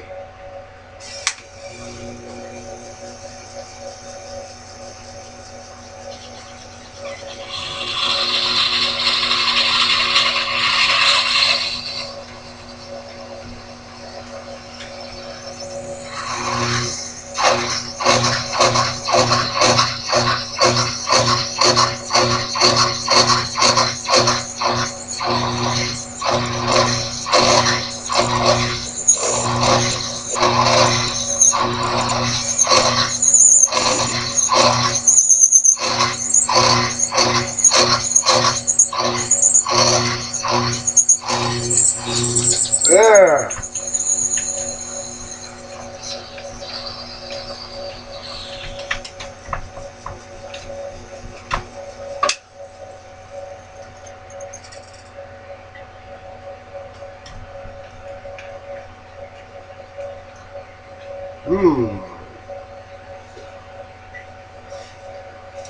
This brings up a dilemma.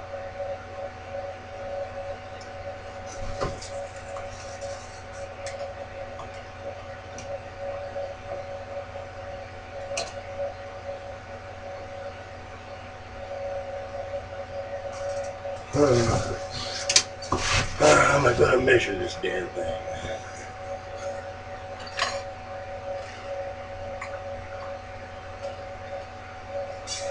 I wonder.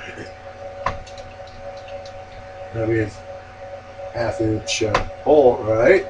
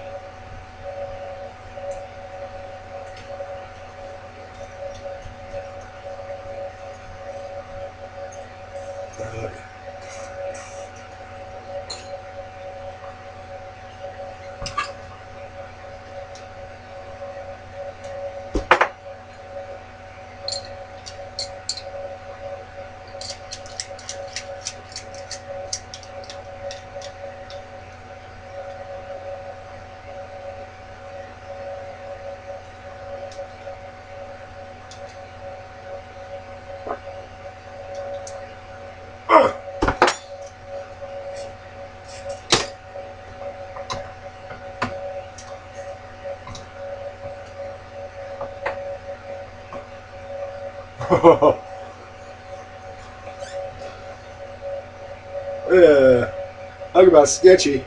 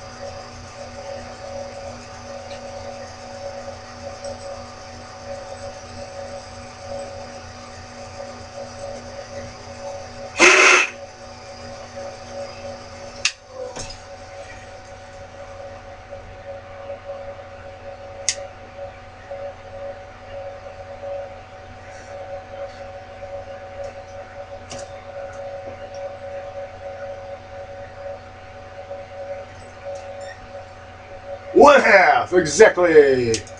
According to the expensive measuring instrument.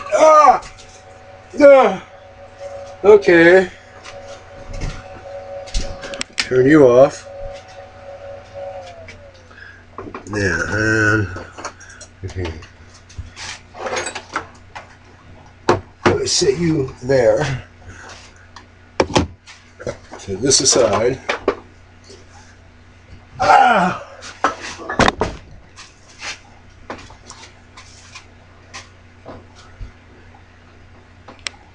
And now I have to drive a roll pin out of this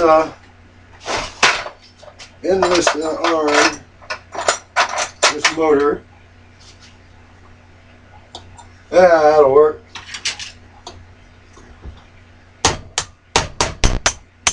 There we go, roll pin gone.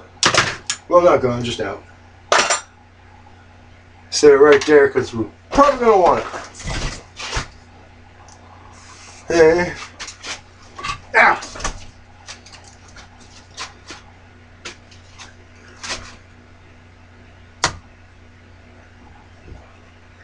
½ inch.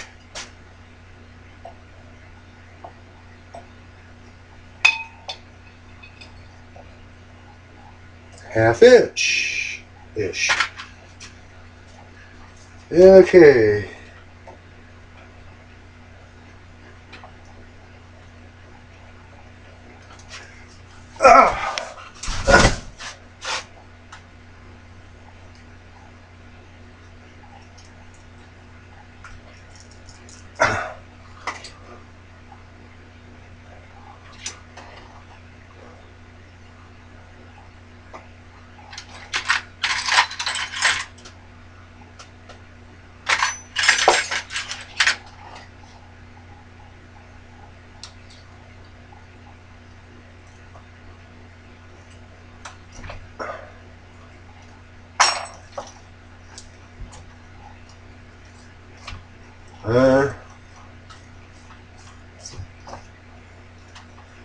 I'm gonna.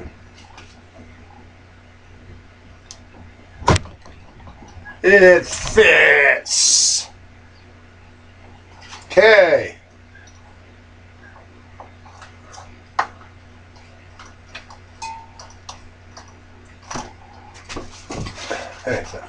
Now I can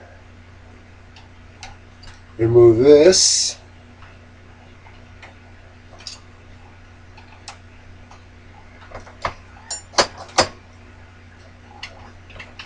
Always clear the part. Unless you're actually trying to hit it. Okay, now I know it's over here somewhere. Somewhere. Right? Are you hiding back there? No. Oh, there we are.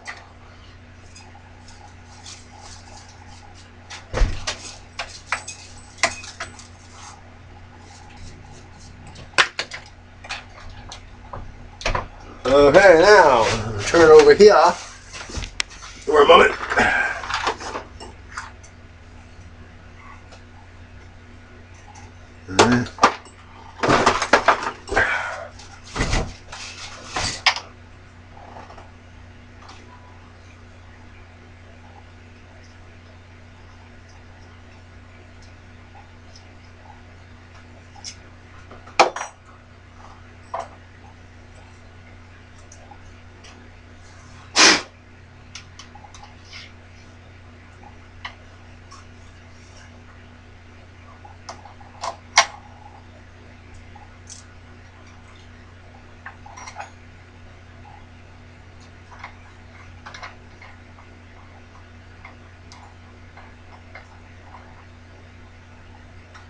Yes, I'm not going to grok on it yet because, oh, that hurts.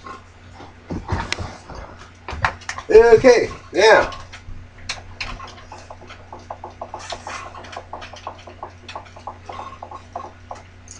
you see this? It's a modified fishtail threading gauge.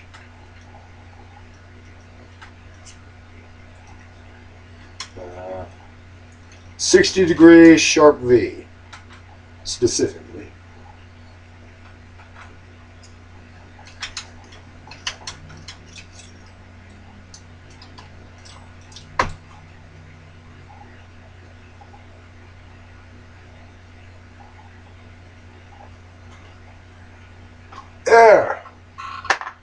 aligned.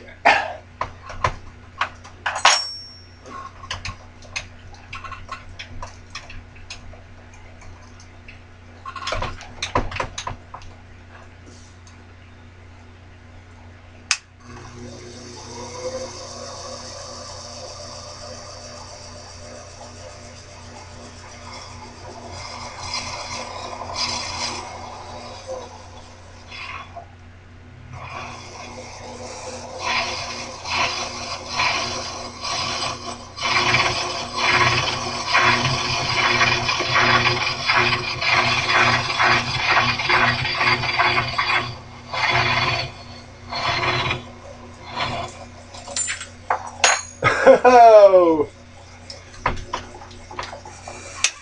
fool me.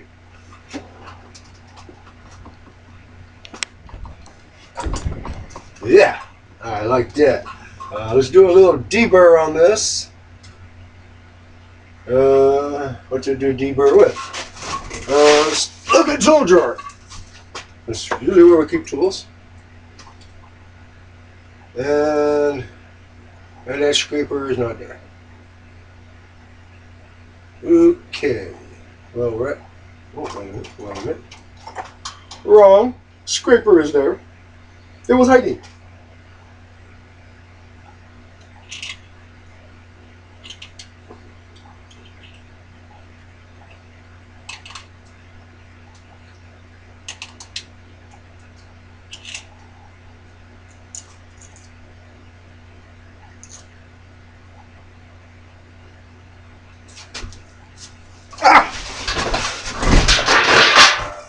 Ah, fall down. Okay.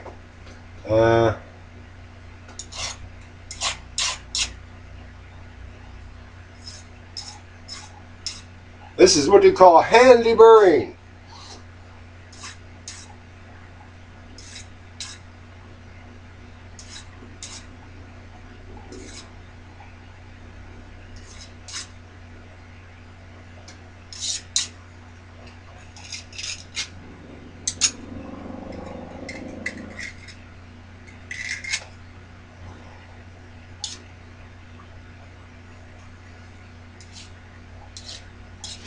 Okay. Now,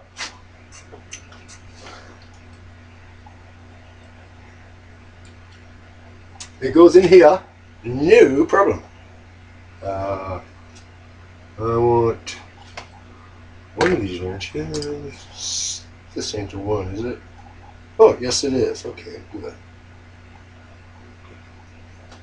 Okay. You see, it fits in there perfectly.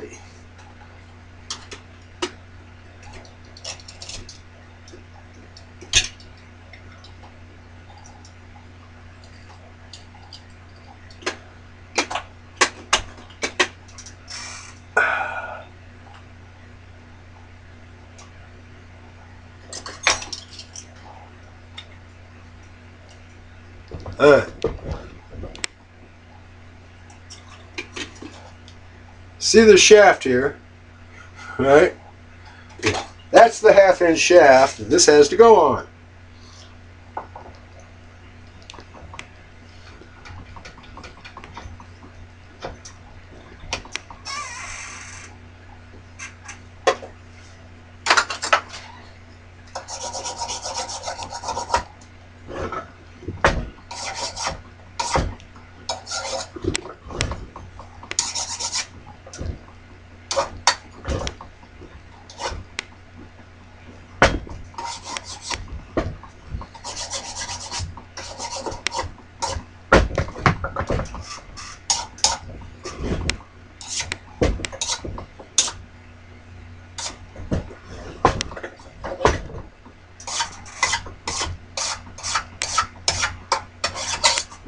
Okay, let's try it now.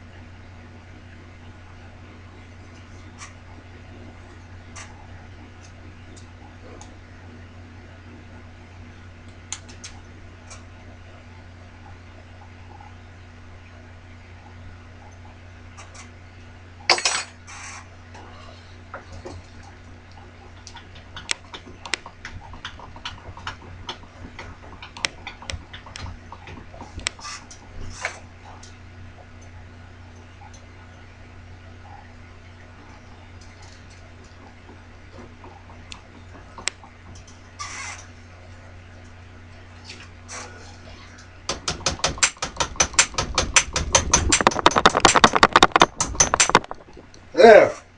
That is on.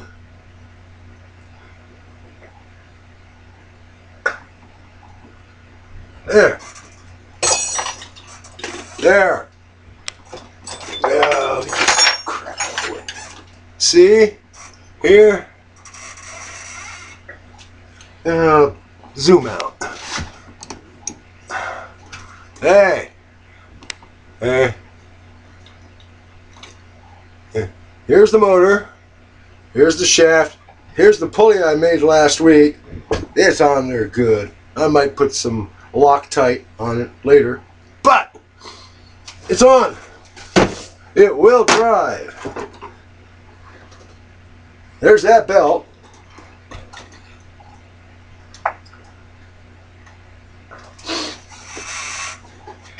Here is that.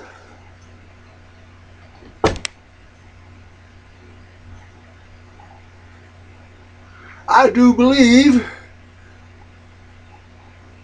that's a night's work. So I'm gonna call it Signal 30. Good night from California.